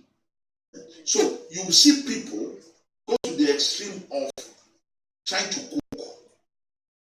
And the authorities have told them that there is even a law that you'll be arrested if they find you cooking inside the train, inside your coach, especially using gas cooker. That's what was not that caused the explosion. You needed to decide. I actually wept because you could hear the cry of people being roasted alive. How the metal that made the coach were melting under the intensive fire was a gory sight. But should I tell you the truth? Before that demon entered that stupid person, because whoever it is, whether Christian or not, that started it must be a stupid person. Are you with me? Yes. Which is why wisdom, sound mind is the message of God. The moment you are stupid, you are an invitation to Satan. Satan will tell you things. Satan will tell you things anytime you are stupid. But should I tell you this, people of God? Before that Satan, that demon, would tell whoever used that or took that stupid action, despite that there's a law. I hope you're following, people of God. Yes, sir. Before that happened, please listen. A child of God somewhere made that to happen. And that child of God is either a spiritual dog or a spiritual pig or a spiritual rapist or a spiritual henchman or a spiritual gunner. If not, no demon will pick that thought and go and put it to a stupid person. That's the truth. Now, but which kind of children of God is that? It's definitely a flock. Listen to me, if you're a flock, or should I tell you the truth? That flock is definitely not a baby Christian. Because innocent people, weak people, they are none of this. That's why in that spiritual adulthood, you will see that when you are still spiritual, in spiritual being or spiritually weak, you are a plus. Even though the number is low, you are not a minus. You get it? That's why a lot of things, when what God said was working for us, you will see many people, they got married as spiritual beings. Their marriage will be working, even though the marriage is wrong. But the moment the truth comes, the moment there's not, it will stop working. God, truth has come. Okay? Now, but what will surprise us is this. That person that published that foolishness, that empowered that demon, are you with me? Yes, To go and tell that person to do that stupid thing. Please listen to this. I'll be a very intelligent person. But the person's pastor is a foolish pastor. The minister that person is publishing is a pastor that creates foolishness. That is it. Now I've told you before, the day God opens our eyes, are you with me? You will see disaster. Are you with me? Like those people being roasted. And guess what? You will see angels and they did like this. Can't help. You know why they can't help? Because you, the flock, that territory, you told the angels, don't do it. See, for Apostle Paul, Apostle only gave 3 instructions. The first instruction, say, don't give place to the devil. The second is why he said, be ye imitators of me, the way I am of Christ. It isn't the way I'm preaching. The way I am, that is fulfill your purpose, the way I'm fulfilling my own purpose. Are you with me? And the third, it says, don't be ignorant of the devices of the enemy. This is how it works. Hello, people of God. Hello, people of God. I want to show you one chart. We know it's one of the hand factor. I call it hand of victory, an expression of it. But I want to show you something.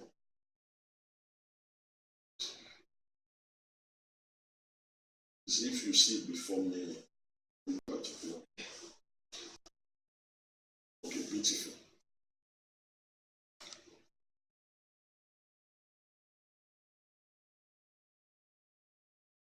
Have you seen it, please?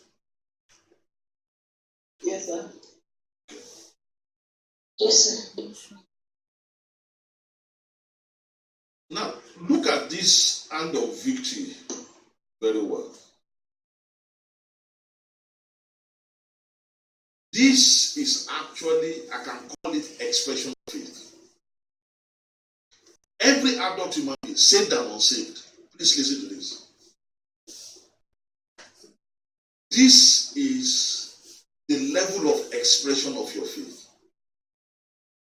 Whatever you or whoever you are in fellowship with, you will release more of your faith in that situation to that person than where you go. The soul of your feet touch. Where you go, that is where the kind of company could be, will bring poverty even though you have a good job. Where you go with your feet is more powerful than what you set your hands to do. And what you set your hands to do is more powerful than what you are saying. That's why you see countries that don't believe in prayer, but they are hardworking, they prosper more than African countries who believe in prayer. Because hard work is an expression of faith. And your hard work is more powerful than your speech. And your speech is more powerful than what you see with your eyes. I hope somebody you are with me, please. Good. Now, when it comes, now I'm going to destroy a religious thing. Do you know when they said you are not a pastor? Many of us know what we think, that it is wrong for you to be speaking like this. It's not me speaking like this that makes me a pastor. It's the grace of God on me. You can have a program like this. Are you with me? At the same time, gather people. That doesn't mean a pastor. But once you are saved, are you with me? And let's say the grace of God on you is that of a flock. Even when you are in a forum like this, you are not creating anything. Do you know what you are doing? You are making to manifest what that person you are following as your pastor is creating. Through that same program. That if you are a pastor, you are creating. Wait for this one. I've not had anything. Know that a third grace and meeting. Yeah. And now you can be an admin and have what? Program having the same forum like this. I'm preaching the same message. That's what you'll be doing. You won't be creating, you won't be publishing. You will either be refreshing the grace on a faithful pastor or you are killing.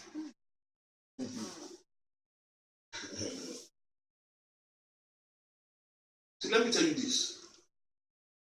If a faithful minister goes home, it's because an handmaiden is done with his or her purpose in his life. Even the minister has fulfilled his purpose. If just one handmaiden says, "You're not going," and this is my pastor, "You're not going," the man can live up to Methuselah. As long as the handmaiden too is still there. That's why you have some ministers who have worked with God. The number one handmaiden in their life, they will go together. Most of them, even if it's their wife.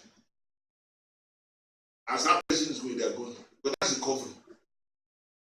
So it's a myth that what you are bringing is this. These are just manifestations. In fact, I tell you the truth. If you are not meeting in a faithful minister's life and you're not married to your pastor, in loving your wife, influencing your husband, should I tell you what you are doing? You're actually not loving your wife. You're not influencing your husband. What you are doing, you are either lifting up your faithful pastor or you are killing him. So if I'm not doing the crazy. That's why there's no neutrality.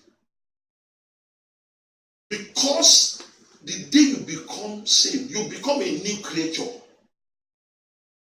That is why I said it's possible the person that brought that disaster in Pakistan, are you with me, is a child of God who is very intelligent. That's the thing. See, they are taking advantage of women in our society. It might be published by women themselves, or women themselves, who don't believe in that. But because their pastor believes in that, their pastor is creating, they're getting it.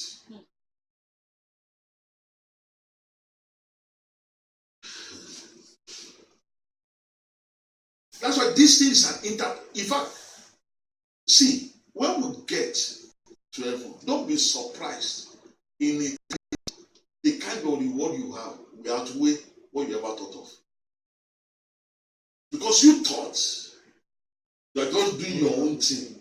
You didn't know that because you are following a faithful minister, because of you, people in that environment. And let me tell you this, your influence as a flock is not determined by where you are. It's determined by the grace of the person you follow as a pastor. And if the person you follow as a pastor now, are you with worldwide grace? Whatever you do will have a worldwide effect.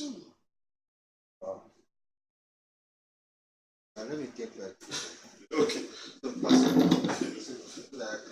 So what you mean now? Yes. That if I might treat my wife inside the bedroom, it can affect. That's what you're saying. That's true.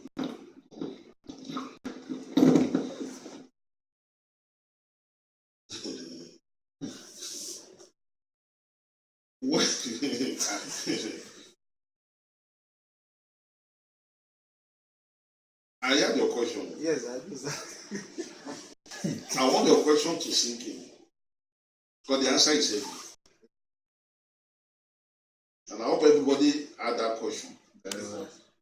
That Brother Lenus asked. He asked that okay, for clarity, what Brother Lenus asked, he said, does that mean if he treats his wife in the bedroom, in the master bedroom, even the children didn't hear? Yes. Does that mean it has consequences beyond the two of them? And the answer is yes, yes, and yes. But I'm looking for your wrong charge in the wrong place. That's another evidence of truth. I've been turning up and down. I didn't see what I'm looking. Now,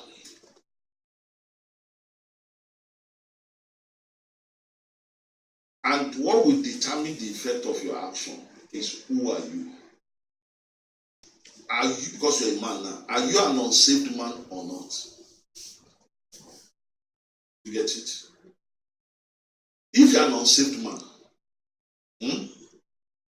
and you cheat, it's going to affect your children, it's going to affect your work, it's going to affect anything that has your DNA, even any of your family members, unless they are saved. It's going to affect. That's why you see sometimes, beside people of God, even though you marry, the woman has subsided the man, they prosper. But go and check the family of God, they never prosper. Unless they are saved. Because of what their brother, their son. So it depends on who you are. But if you are saved, okay, and you have outgrown spiritual babyhood, you are not a spiritual child, you are not a spiritual baby. The grace of God will automatically be quickened, either as a flock, or as an handmaiden, or as a pastor. Now, if you're a pastor, which is why it's very delicate, that's why Pastor James said we should not look forward to being a pastor. If you're a pastor and you treat your wife, first of all, you have created a treating of wives. And you don't know where that except because anybody that follows you as pastor, men will be treating their wives where they are.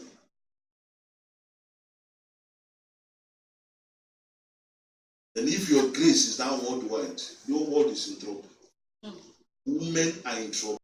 That demon will just be entering men. He treats their wives. But you see, if you're a flock or handmaiden, it's very risky. But you are not the one creating. In fact, it's as crazy as you can treat your wife and yet will be blessed. If it is possible for you to still follow a faithful minister, even though it's not possible to follow a faithful minister, yet you'll be treating your wife. But let's assume hypothetically that it's possible. Guess what?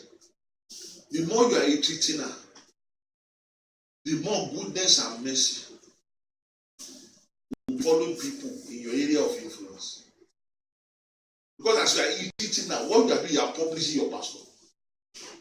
Because you are now a saved man and a flock.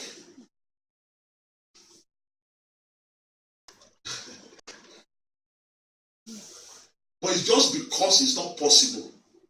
Even if your pastor is a faithful minister, you must have divorced that minister as a faithful for you to be treating your wife. You get it? And some of us run into trouble because it happens for people like that. It's an action that will make you divorce a faithful minister as your pastor. And that one you run the day, you won't know who your pastor is. It will not be an unfaithful minister somewhere who is creating violence that you'll be publishing. That's why some people will land in there, they didn't know to land in there. That's why some people might find themselves in heaven and they're so surprised. How did I get here? They didn't know that in their own innocence they were following a faithful minister. So that is actually what happened. Then for handmaiden, their own is more crazy. You know why? For example, now, at the virtue that you are my PA, even if you didn't have the handmaiden call, I've made an handmaiden out of you. So, and because I'm preaching the truth, if you now treat your wife in sin, guess what? If I love myself, I better sack you. Because if I say engage you as an handmaid, you are going to kill me. And you will not empower a minister that is equally anointed like me, but who is not faithful. You will refresh the anointing in that one's life.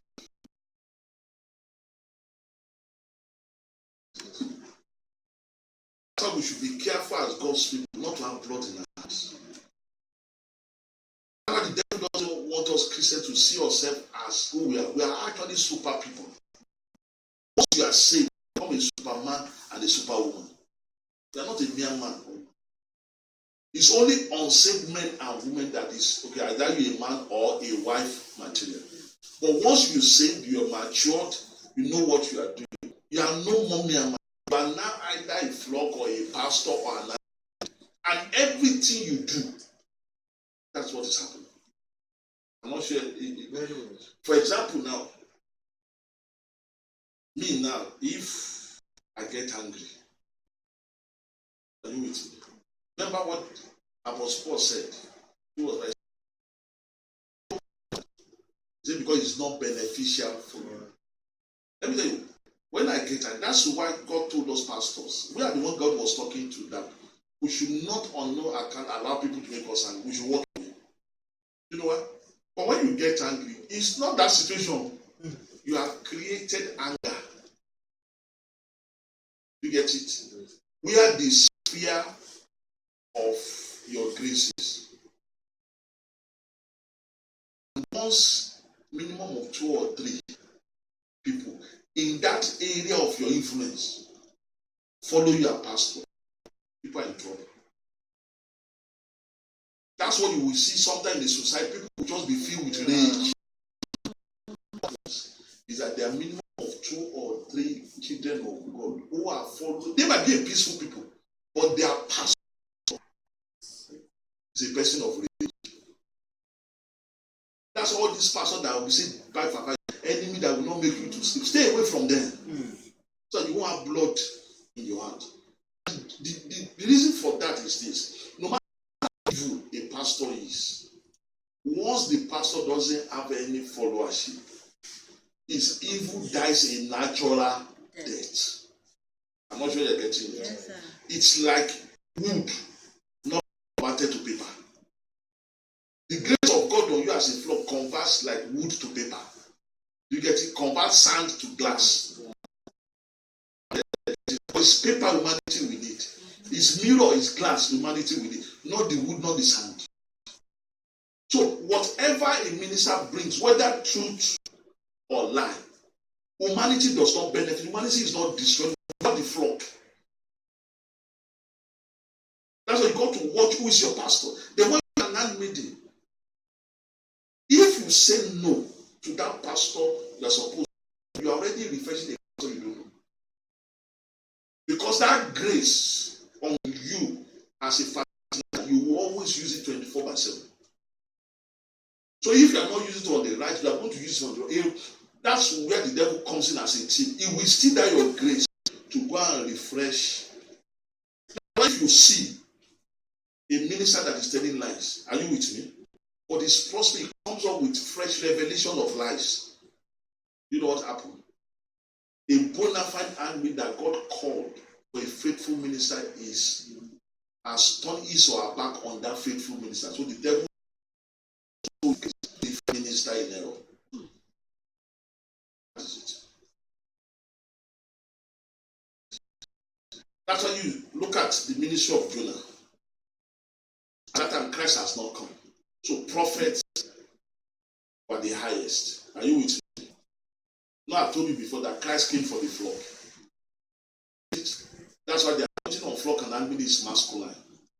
If you see this chart on your, look at it. It's a masculine grace. But the anointing on ministers, which is like the anointing on prophets, is feminine. Have you seen that? Yes, sir. But look at what happened. See, that accident was going to happen. You know why? Because Jonah was a prophet. Even though he didn't want to obey God, he's not obeying God, he's creating disobedience. And come disobedience will be disaster, death. Because disobedience is a sin. And sin activates demons. We activate death. I'm not sure you're getting it now. Now that's what happens now. And it happened to Apostle Paul's case. He said because of forces beyond him, there's no way that ship. But let me tell you, if Apostle Paul block, that ship will not have had shipwreck. Because now, even me, let me tell you the truth. This will shock you. Shall I tell you the truth? Are you ready to hear this? Even these great guys, because I'm a minister, I don't have the grace to implement what will happen in their life.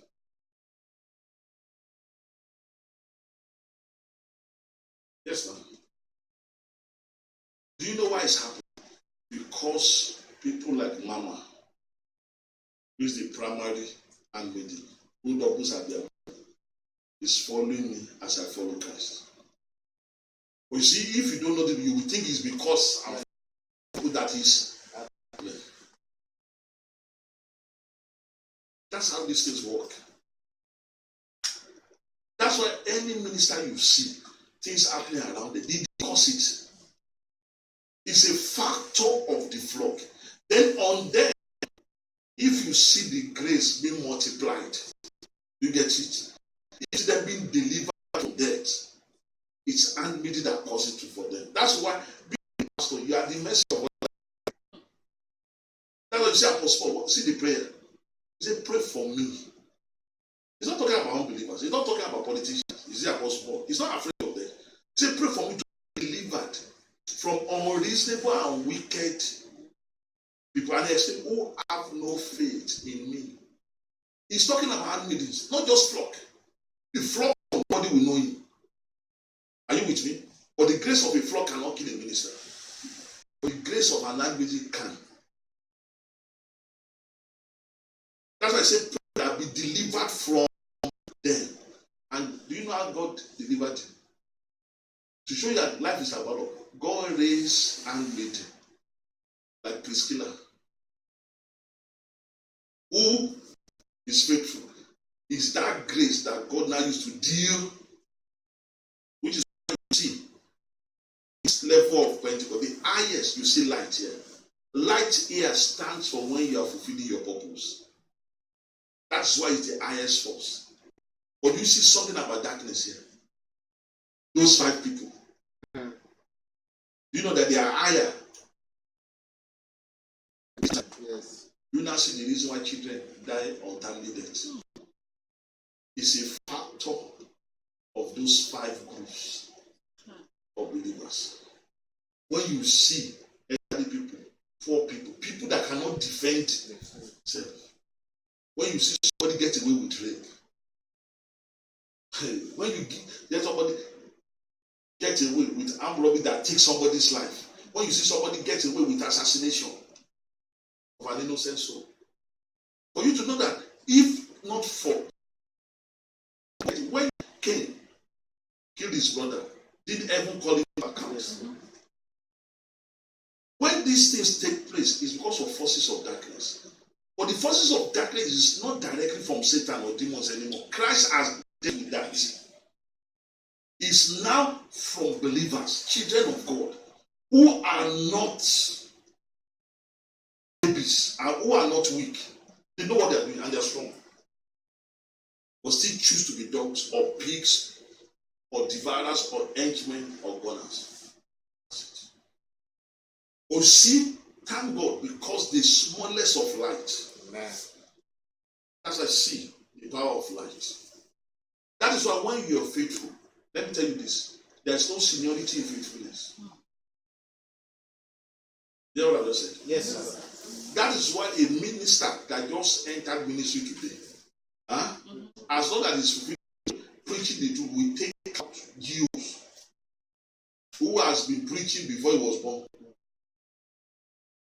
But they are unfaithful. I'm not sure you get what I'm talking about. Or you just became a mature Christian today now. Are you with me? Let's assume now that all the handmaidens and blessings in my life and ministry are not faithful. You become spiritually mature today as I'm talking. And once you have fulfilled your purpose and it's case of an handmaid, you will take out.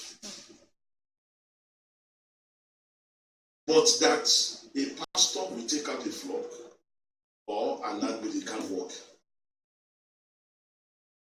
You get it? It's light that pursues darkness. You get it? So when you look at all these forces, like it's an interplay of grace. That's why when you people of old, okay, look at it.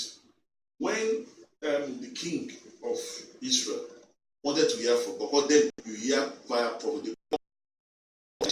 When prophet the other four kings, they were in a position. Was the anointing able to come on prophet Elijah? That's to tell you the inferiority of the grace on a pastor to a flock. That the pastors will give you the impression that you are inferior. You are inferior. In the same way, women has been programmed to believe they are inferior. Somebody that's lesser than you. Flock using their faith. Isn't flock and handmaid higher than ministers? Yes. The way women is higher than men. See the prime number of women, sisters. See your, is it not 67? 7. See brothers, is it not 41? 41. Brothers, no matter your monzu, you are 41. Thank you, sir. A woman that doesn't,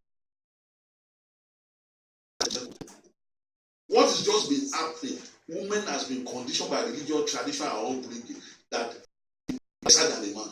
That's how you see a woman as not married, you have not seen the man, you are already prophesying, you are already dating a man, you are praying that he gets job, not you.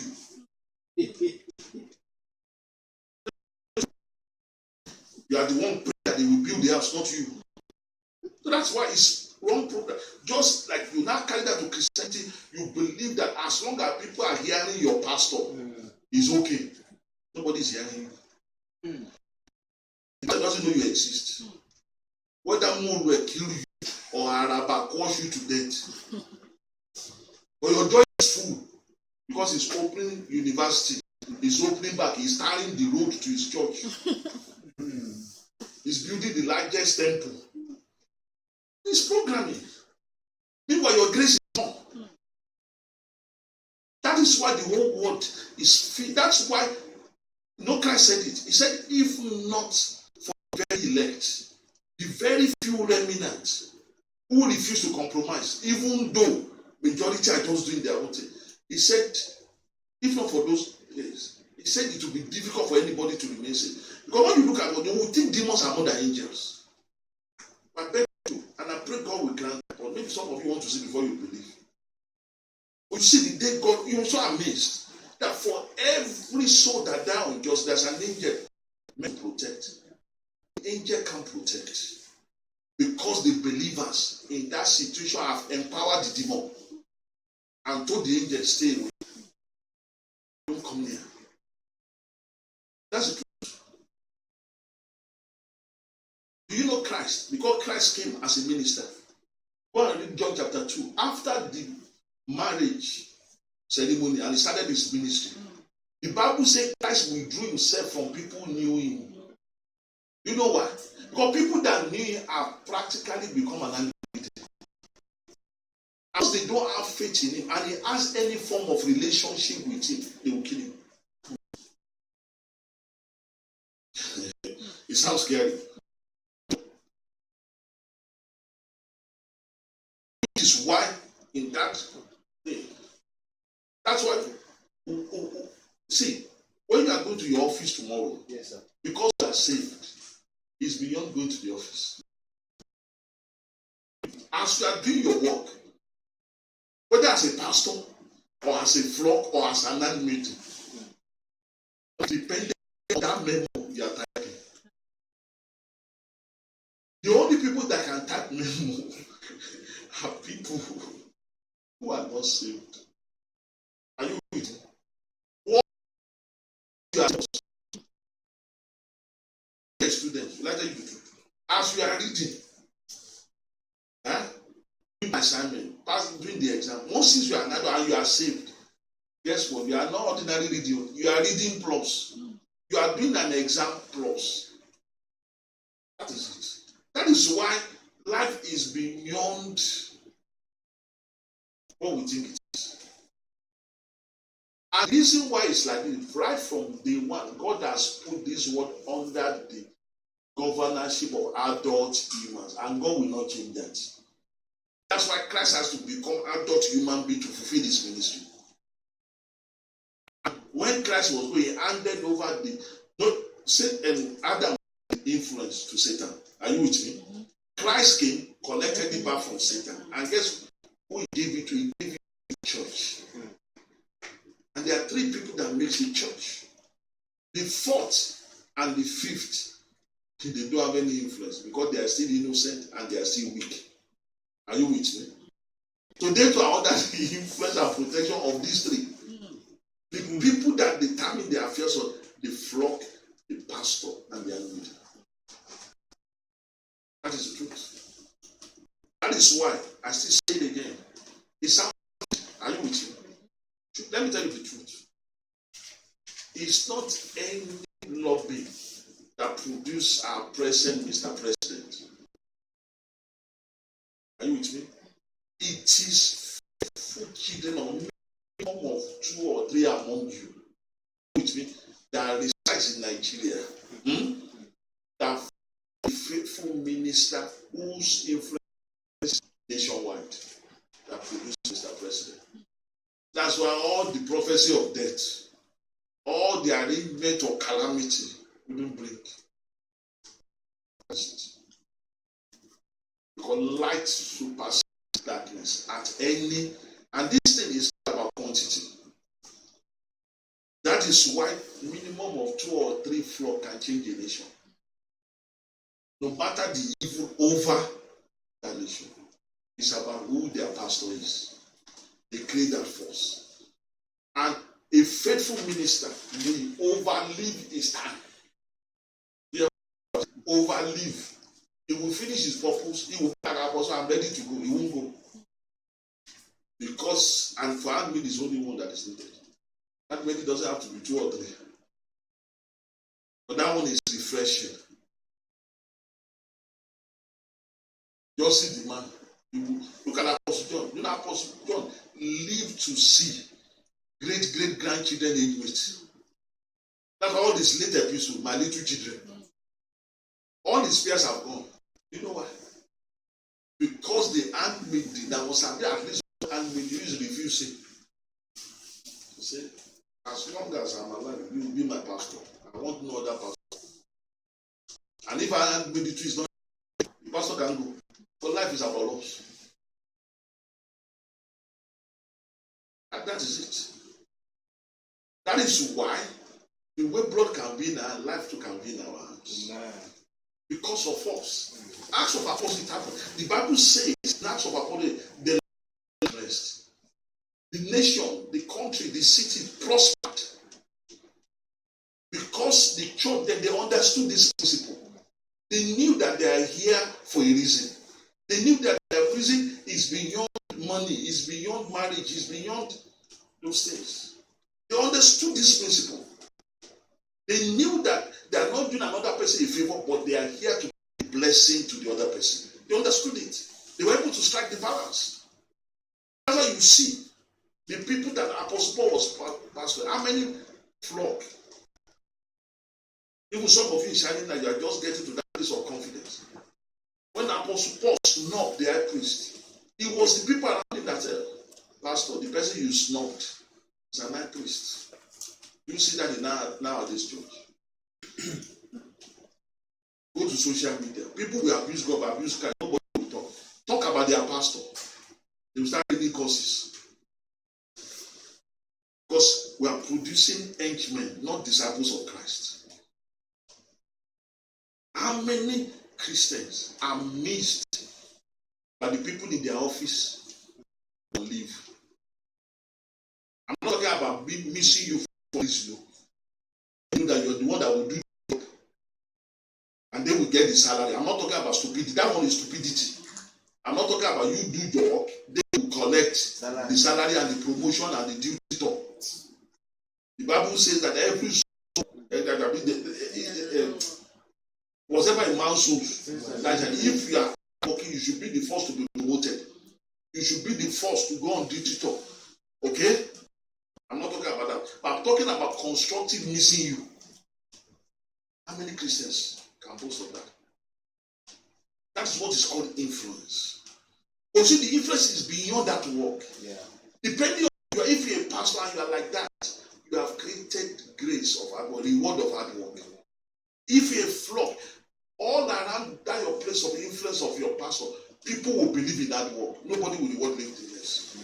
And if you are not meeting, because of that you are hard working, even you might not even be in the physical shelter or physical city that your pastor is, yet the grace of an handmaiden is on you. When you are hard working like that, you will just see your pastor come out with fresh anointing every time he's ministering the word. That's how it works. It's a spiritual body, it's a spiritual warfare we're talking about here. And I believe that people who will come over Nigeria, the right way up. Amen. Turn our family. Turn the whole world, because we are brethren all over the world. But it has to start seeing yourself the way God sees you. This is where you are. And whatever you have from adulthood, and look at adulthood, you know it's like a foundation. That's starting point. Once you are an adult, you are already blessed. And why I like about the adulthood is a feminine grace. You know why? Because you will grow up one day to be an adult. You can't do anything about it. Just like being a woman, sisters. Just like being a minister, like me. And when people are in Jerusalem, people that are in Jerusalem, they didn't turn themselves to Jerusalem. Life just turned them. There are people who are in Jerusalem by natural causes, out of old age, out of loss of husband, out of loss of parents. You get it? But you see, this male entity is what matters. If you are saved than a man, you can't do without the influence of a woman. So if you are you, is the kind of woman you will be under the umbrella you find out. Is she an umbrella or a basket? But to say you won't be under anyone, as a man you are not saved, forget. Any man you know that do well, rather it's because they are saved. Maybe they themselves don't know they are saved. You get it? Because maybe the doctrine they preach to them that, oh, you stop lying or drinking. That's when you are saved. And maybe they are still drinking. You can be saved. There's still a smoker. There's just a slave smoker. And if you are not saved, you are not smoking. You are just a non-smoking sinner. So it's not smoking. Because when you are saved, you won't believe it's good because it damages your body. Yeah. That is the reason why smoking is wrong. Not because it's smoke. Do you know that another thing worse than smoking now? They call it e-cigarette. And do you know why they thought it was healthy? Because it's made of steam. But let me tell you, your nose is not created to inhale steam or exhale steam. Water is meant to be drunk. Not that you should inhale or exhale into your nose. And they discover that one is killing people more than the actual cigarette. Your life is about laws. So I hope we are good with all this. Okay, that's it. Yes. Okay, please. My online brethren, they are not It says, sir, can't the light from believers doing the right override the evil from those 5 groups in darkness? Well, the question from online, I hold the technical. Maybe you didn't show this chart. I will show you before the question. I trust my online brethren. They are very smart because they believe before they see. Unlike we that you see, pastor, you don't believe. Of course, from this chart, she answered. Source of light portion. That's why I gave that example of a flock. Like now, you can just become mature today. Are you with me?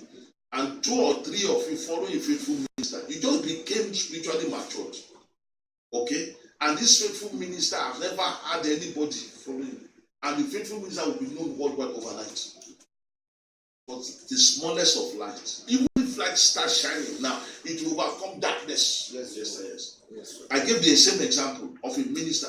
You might just become matured now, and the call of the minister is wicked.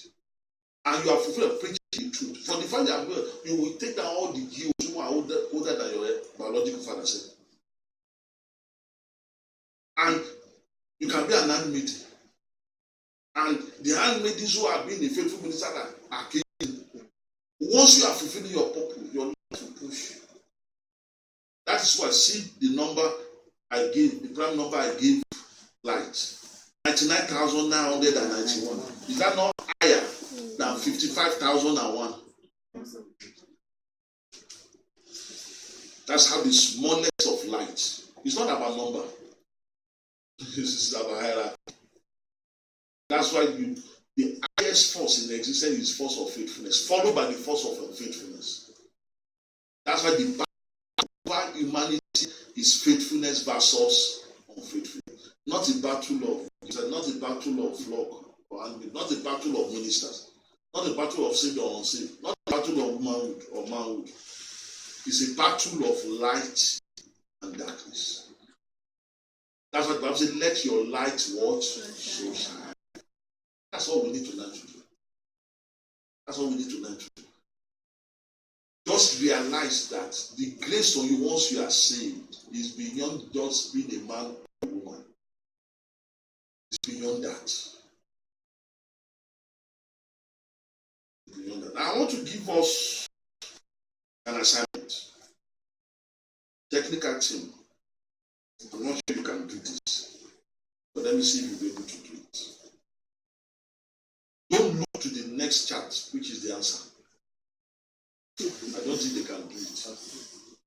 And one of them will confess that yes. But okay, the technical minus technical team, everybody will give you this, especially sisters. But technical team, please, when you are publishing this chart, please don't publish the answer before the question. Please, I'm begging. Please.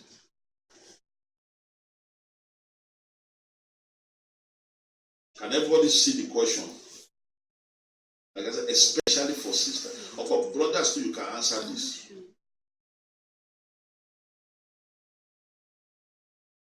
And let me tell you something by way of confirmation. We that were in this fashion, did you notice that when the service started, I was here, then I quickly rushed up. Yes, sir. It was this question that made me to rush up. Always be reminded with the question I told you to ask people. So I went to quickly go and get the question. And this is the question. Remember this chart, sisters? Yes, sir. Yes. This was last Sunday's chart, remember? Yes, sir. Of course, we have the male version of it. Different kinds of men. Okay? Now, I want to tell you something is wrong about this chart. I will give you a hint. These are the 5 kinds of women. Okay? What is just wrong is the placement of them in hierarchy. So I've tried. Who can correct this chart? What's the correct representation? What's the best kind of woman around? What's the best kind of, worst kind of woman around?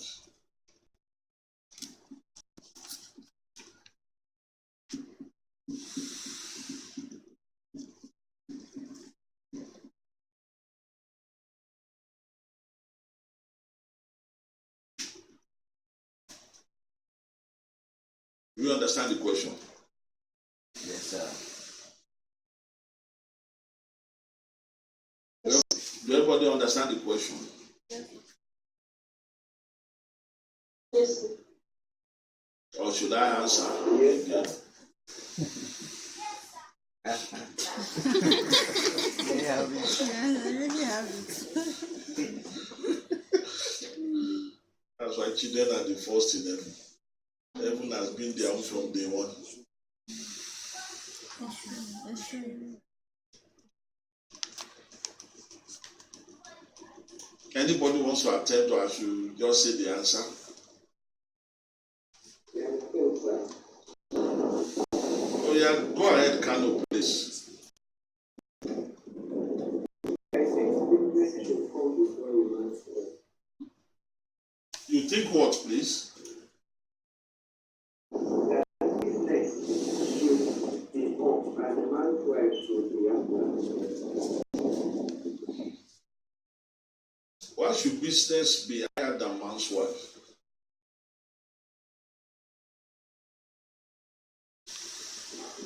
The reason why I think so is, as a wife, I believe she should have her own business or her own. Okay. Let me say this in case some of us don't. Okay, I understand that. Let me make a clarification, please. Business that you see here, mean a woman having a means of occupation. That is part of what makes a wife material. Business here, and that's why in the hand of men too, you see the same business.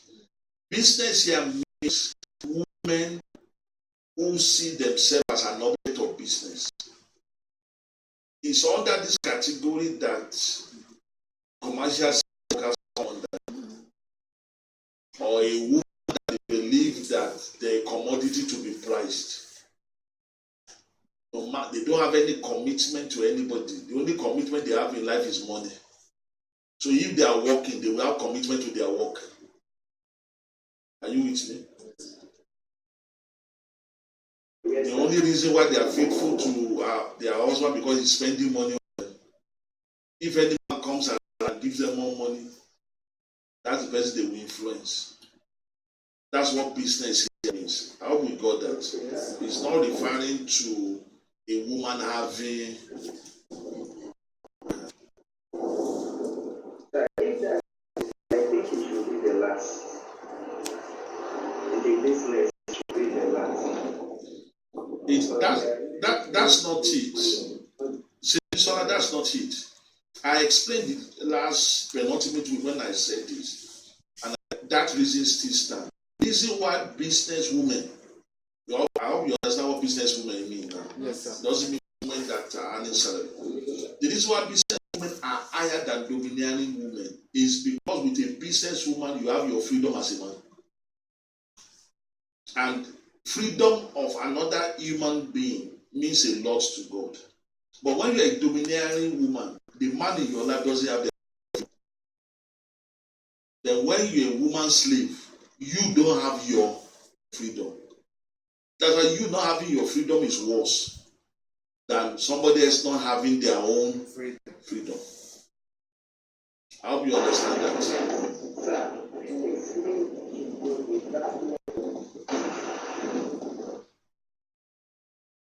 I hope we got that. So that is not it, Saint Bisola. Real businessmen, it's a matter of paying the cash. If you can pay their price, if you can carry your own and go, they are not tying you down. They don't control you. It's highest bidder. Pay as you go. Not post and not prepaid. It's just pay as you go. No commitment at all. But you see, with such a woman, just like you have the men passion too, you have your freedom. Okay? But domineering woman don't have your freedom as a man at all. And women who are slaves, the women themselves don't have their freedom, which is worse.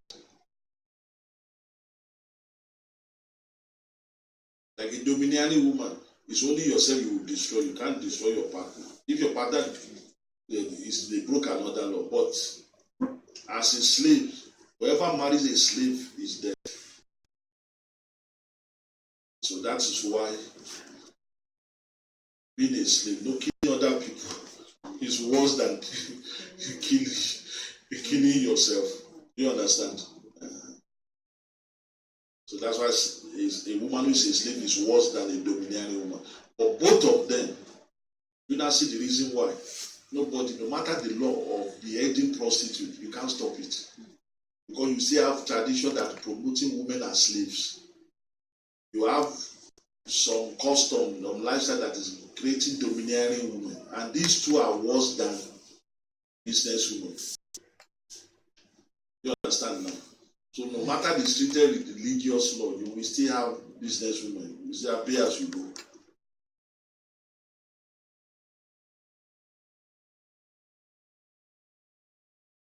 This is serious. So should I answer? Yes. Yes, sir. Thank you, sir. So this is the answer.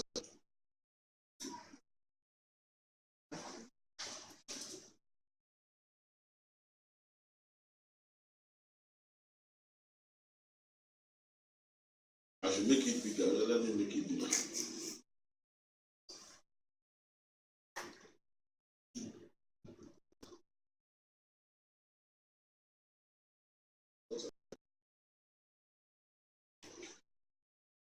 I think it's bigger now. Yes, yes.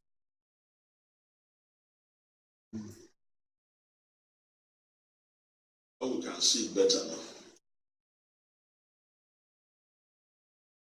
I'm using it now. Yes, sir. You now see some sense early this year that of all the people that the devil used in the Bible, they were all married women. And God too also used married women. But the devil was 100%. The frequency of how God used women, wives material were the number one in God's group, followed by businesswomen, prostitutes, followed by slave to men, and the least number are married women.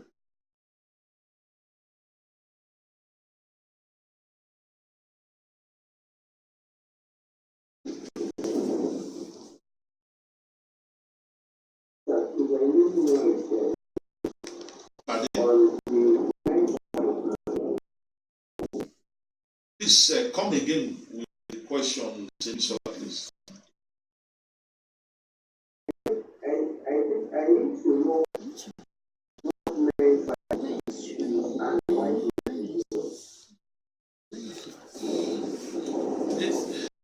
The man's wife simply is a married woman. I don't use the word married woman.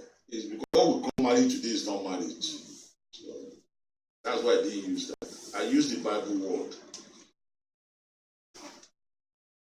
A man's wife is, you are the kind of woman when he has courted you to make you his home. Are you with me?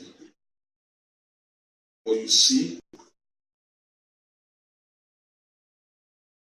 if the man has made you his home, it's because you are either a wife or a business woman or domineering. Or being a man's wife is just an expression. In real fact, it's not a type of man. It's just an expression. It's like a pipe discharging water. The pipe is not the water in the tank. Okay, like a glass of water. The glass is not the water. You drink not water. That's how been.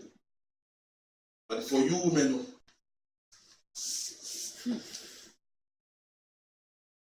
that's why you see that it's a ploy of Satan to destroy you when a woman gets desperate. But the least is to be the highest. There's no God in that way. Now you see, way back in the Old Testament, Prophet Isaiah said, "Won't the world be torn of?"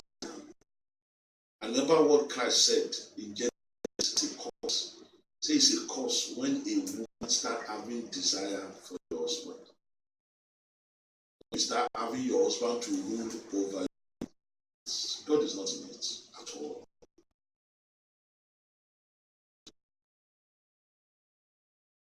That's why when a man is blessed, with me, not blessed because he married you, he's blessed because you're a wife material. You get it? Not because.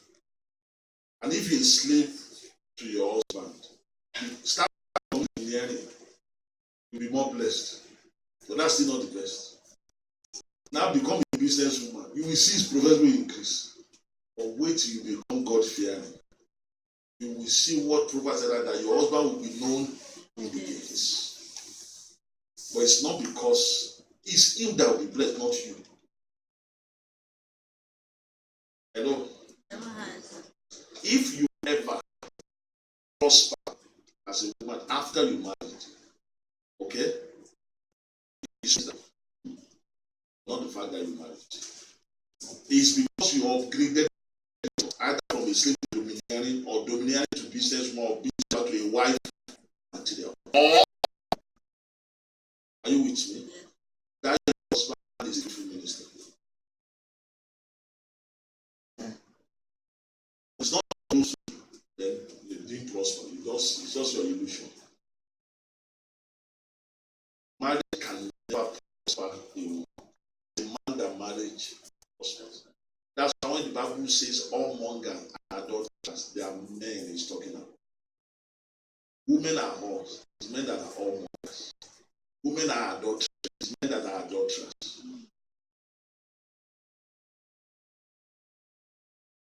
That's why all this trying to defend your marriage is a show that you are not a wife material.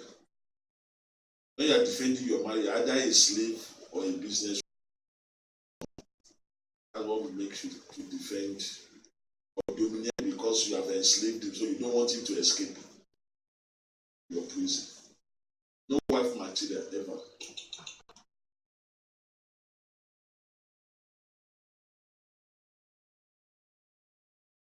That's why it was not Sarah that told the king not to touch her. It was an angel. He said, don't try it. He said, because it's a man's wife. You get it? That call. It's his call. That's why for the men, this is the thumbs up. Okay? When you become a husband. When you're a man plus the grace of a wife. You get it? But for you sisters, this is the lowest.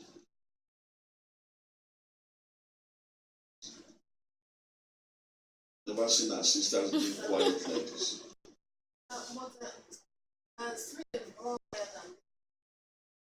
Ask your question.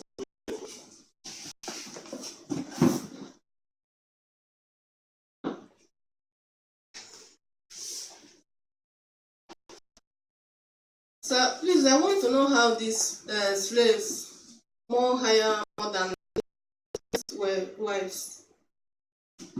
Thank you, sir.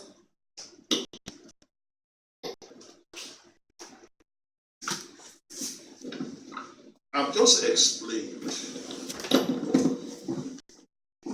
Being married, being a man's wife just means married woman. But I didn't want to use the word marriage. Because what the Bible calls marriage is a man courting a woman, doing what Christ did for the church, for a woman. Okay? That's what makes marriage. But you know, nowadays, when you say married woman, it will be, if you are wearing wedding ring, you have changed your name.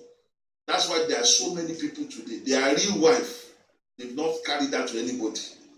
But that's the person they are treating. So the person is not wearing their ring. The person didn't even give back to them.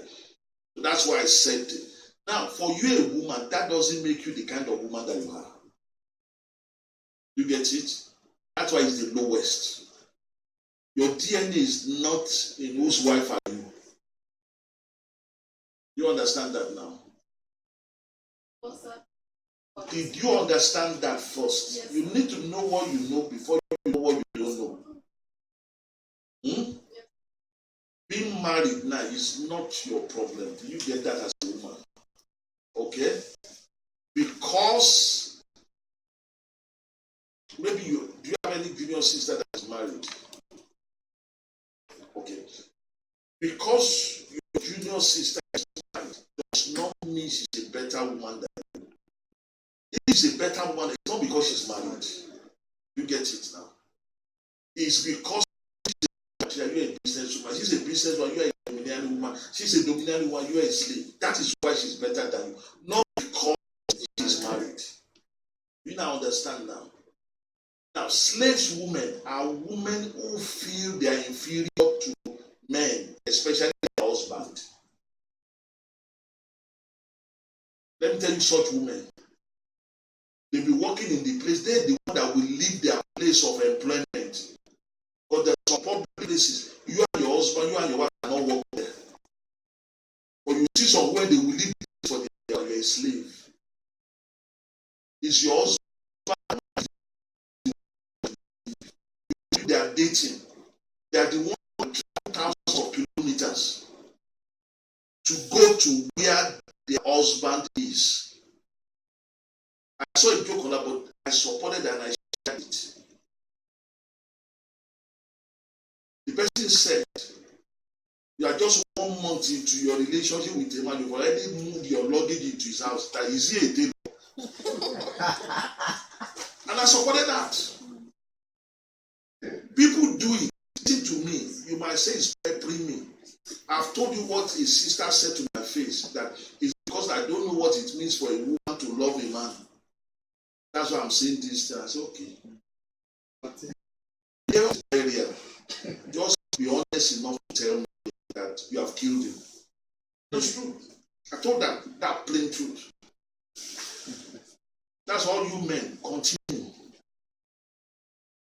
Let the woman you are dating be living, traveling of kilometers, pay here, fee, pay road for, even cook for you. Okay, continue. Your day of death is near. It's not a cause, it's a thing.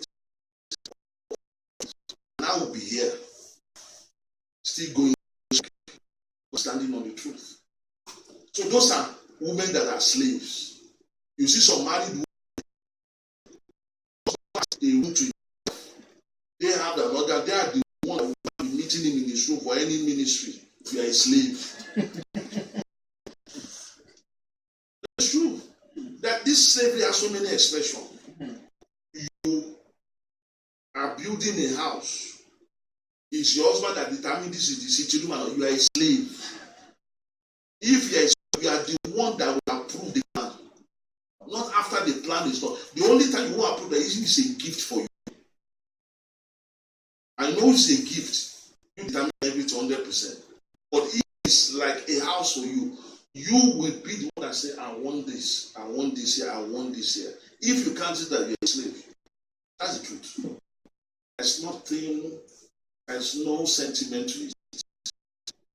So I hope you understand what women who are slaves are now. Now, in reverse. Are you with me? Yes. That in dating you, the man is humiliated. Even though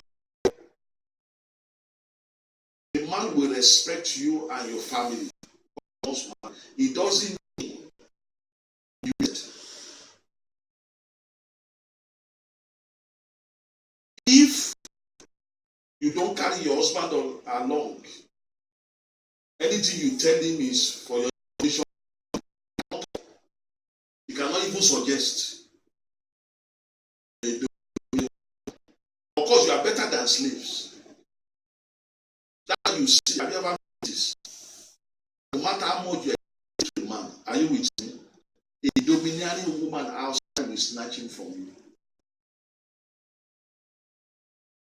A domineering woman, they are the only themselves they will destroy. But you don't the man to destroy yourself. What Ananias was Sapphira's wife. It's not that day. She has been a slave to Ananias, and that's what killed Ananias. But Ananias, the way he has Sapphira under his armpit, that's how he had also Peter and the other pastors under their armpit. That's the truth. There are people you must not lie to because of the grace they carry, because they are fulfilling their purpose.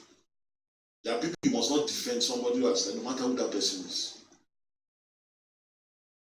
So, but that doesn't mean you are not a slave, become domineering. That's the truth. I'm going to say something that many of you will find very. About 29 years ago, I told a man to divorce his wife. You know what this woman does? Before you have to tell the husband to go and have a shower.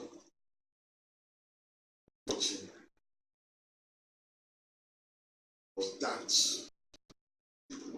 I told him,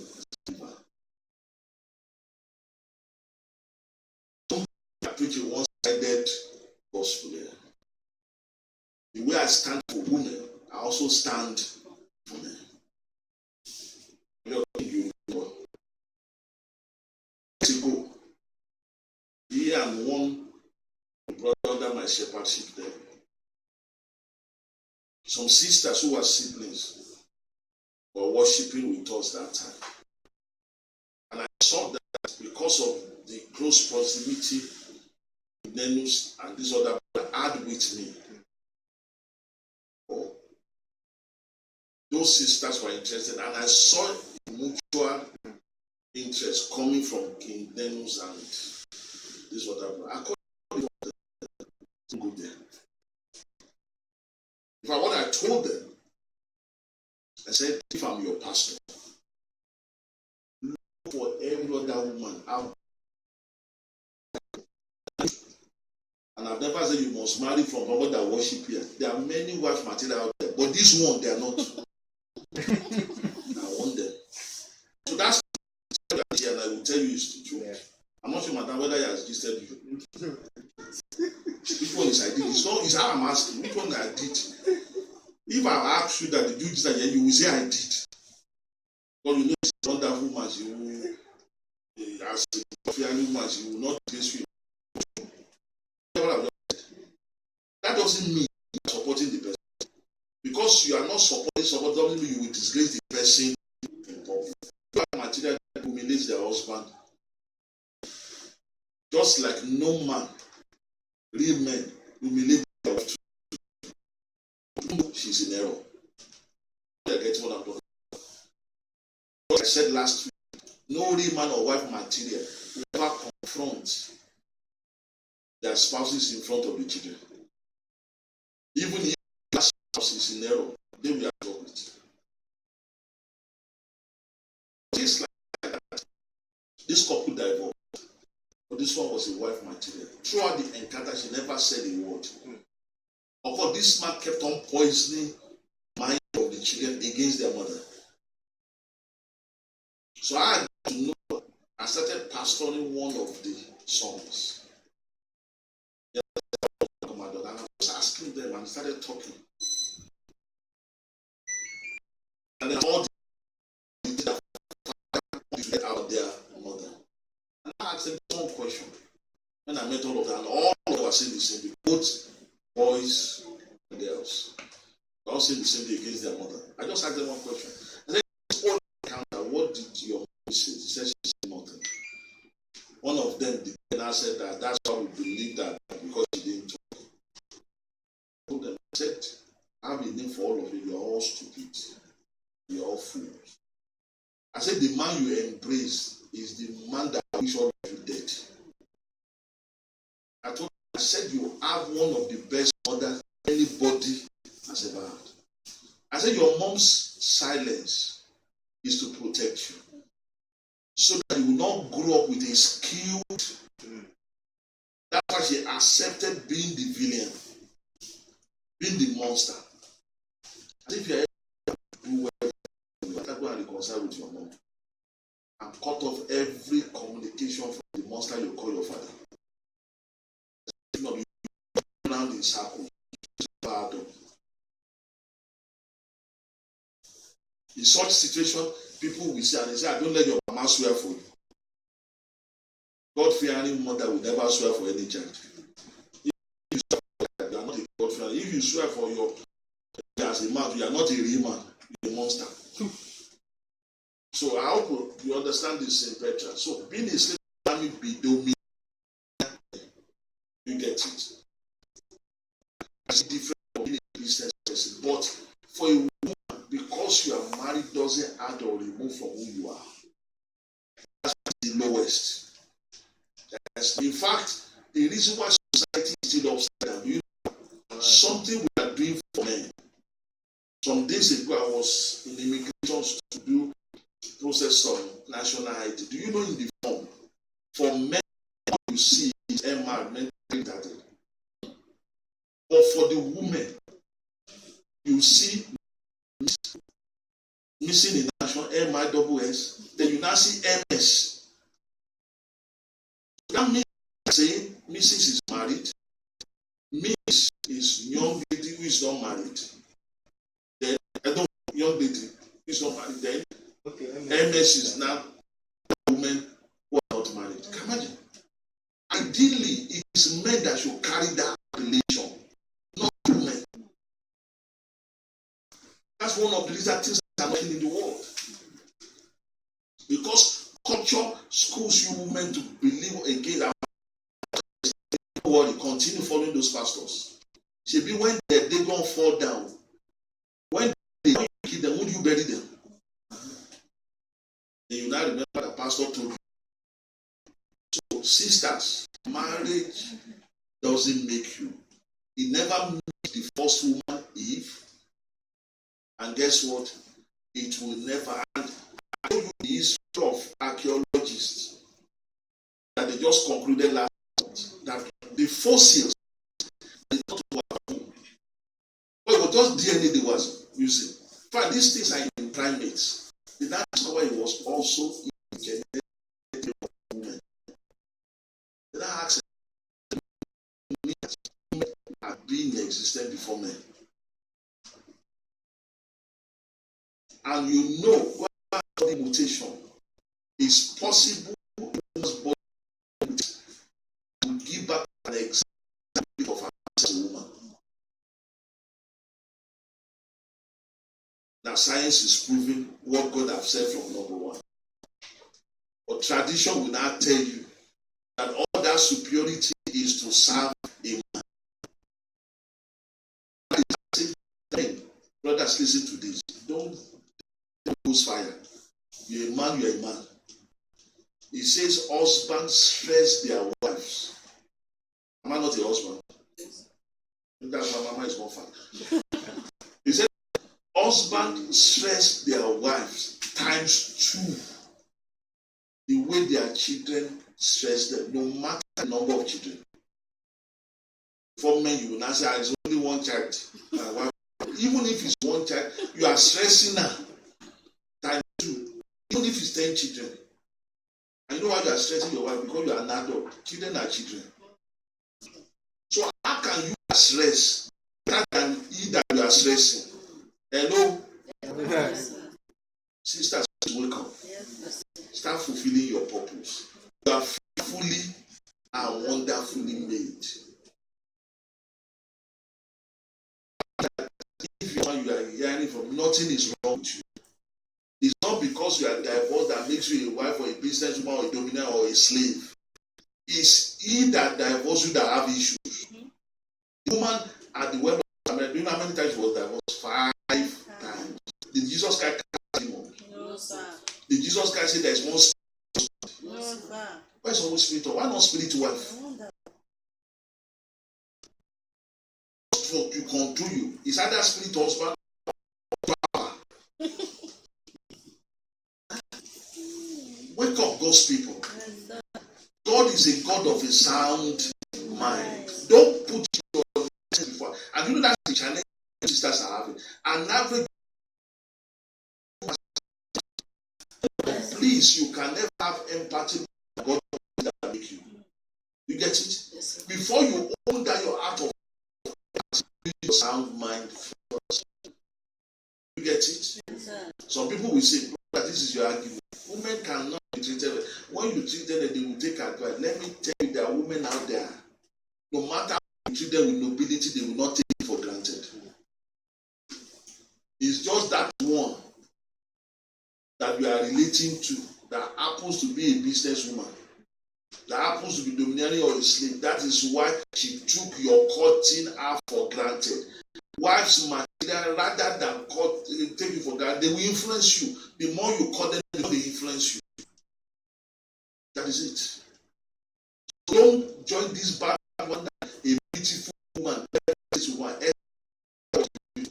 is Vashti that wanted to copy. Esther was extremely beautiful. Sarah was extremely beautiful. In fact, there is tendency. Like that. Let's clap for this before I read this.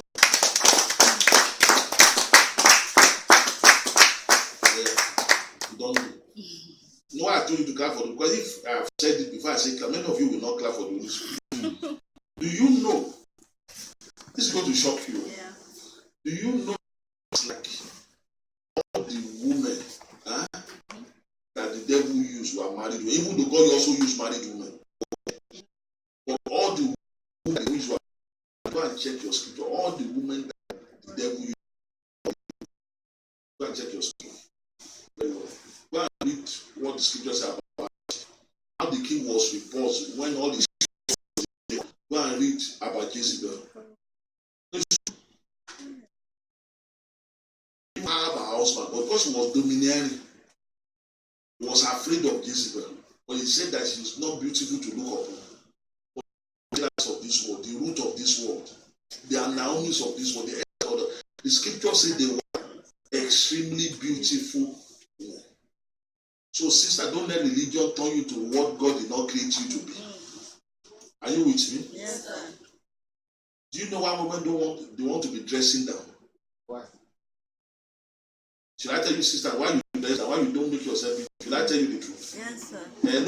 Stars. Everyone, sir. You don't want to answer me. Do you know why you dress down? Why you don't dress beautiful? Do you know why? Why? Because you have been schooled that especially when you are married, if another man is whispering after you, you have done. That's why you don't dress well. It's Satan that told you that, not God. You've seen being a man's wife is the lowest. The lowest qualification you will ever have as a woman being married. Having a career. Sister, the just said. Now, no go say amen. Even I'm here and you. Henceforth on your wedding, I say that the men, you are in trouble. You don't have your pastor. Whether you follow me as pastor, God is holding his head. You enjoy the wedding. Even the women fought me on that wedding, but thank God the number one woman didn't fight me. So that now him stood up throughout me. Is that woman? And that sat down that day. You remember, Madam, how you sat down? But I keep respecting them.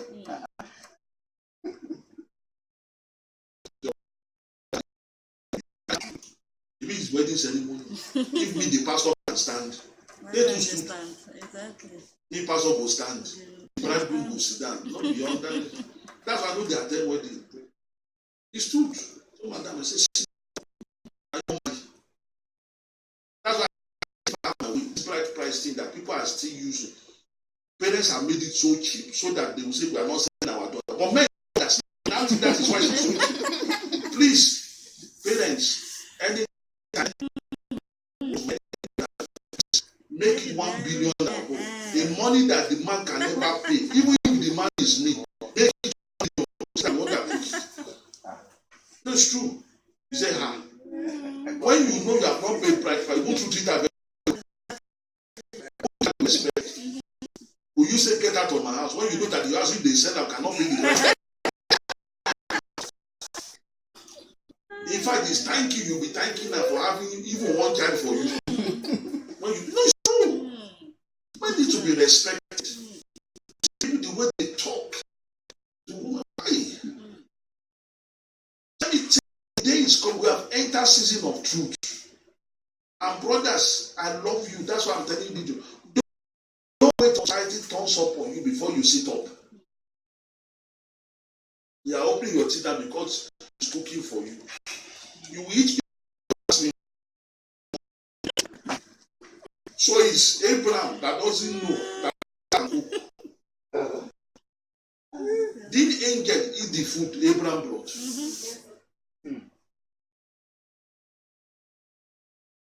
See, I live in free blood. If I'm an Igbo, come and check. You know what I'm talking about. Cook. If you know me, if you don't bring what I want, I don't ask them, this is what I want. I go and prepare it myself. That's my rule of thumb. Because I'm a man. And my gender didn't change because I became a pastor. No, it's true now. So all those things of those things. And I've told you, I've given you the balance. If the woman doesn't appreciate that, that's when he wants to carry her leg too. I'm saying, I've seen both sides. Another one that I just remember the man to leave so that your parents will not bury you. Do you know what this lady used to do? If you are not here, when she comes, you can let go and she remove the shoe. The first thing happened. I know one thing I thank. That's why I said I have prepared. Nobody has been God. People are themselves, even when I'm there. That's what the pastor is saying. Let us pretend. Right? I've been hearing that what.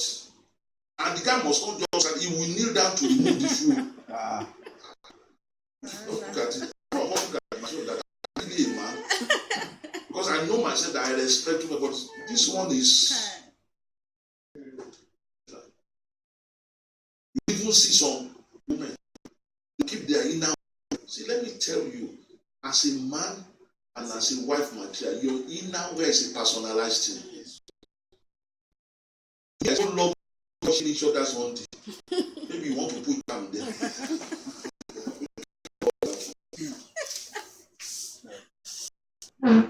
Now let me tell you the truth. I've been there. I've done it for people I've dated in the past. That's part of the days I told you. Your pastor too used to be extremely stupid. That one is not love. It is called .com.org.ng. Yes, .food. It's true. It's true. You cannot say you love a woman this. It doesn't harm me. When it's not as if they are physically challenged, they are not in Jerusalem now.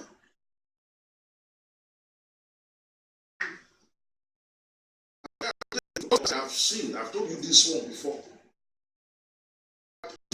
That's why this ministry will not be full, because of the kind of things.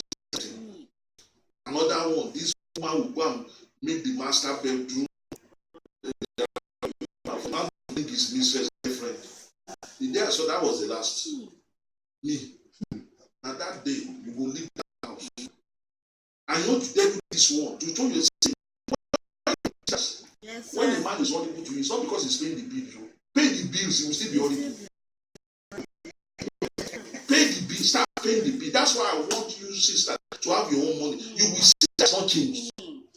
So it's an illusion that hold on to his paying the bill. It's still your faith that is making you pay the bill. Start paying the bill. He's still going to pay the same. Do you know that this person woman I'm talking about built a house? Yes, you still that day left the house that day. If what you will do, you say I've snatched your wife. Not be today now. Did you know so when last year September? With all the people around you, did you see anybody move an inch? Ask Mama, experience that make Mama quiet. Do you know how many people with big stomach who are going to go and meet Mama? giving the pressure that the pastor is responsible. And Mama knows me. Once I sow, before it even germinate, I've told Mama, I've sowed. So when the fruit leaves and flower is coming, and let me tell you, listen to me. Listen. After Mama, the next week will be here. My immediate sample. Okay? After my mama will arrive, go here, so that in case someone tell her that you have another grandchild somewhere, that's me.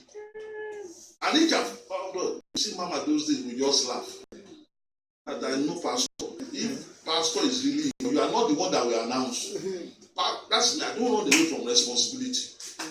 Because before I do it, I've already counted the cost. So you will not see me. I will hammer you. Then the name now enter the wrong wood. I will not say no be me, I drive the hammer. Once I'm a hammer, you will even see the evidence is mine. Doesn't the voice look like pastor? Even if I want to deny, you see the evidence there. Can I deny? I'm saying what the man so is well with.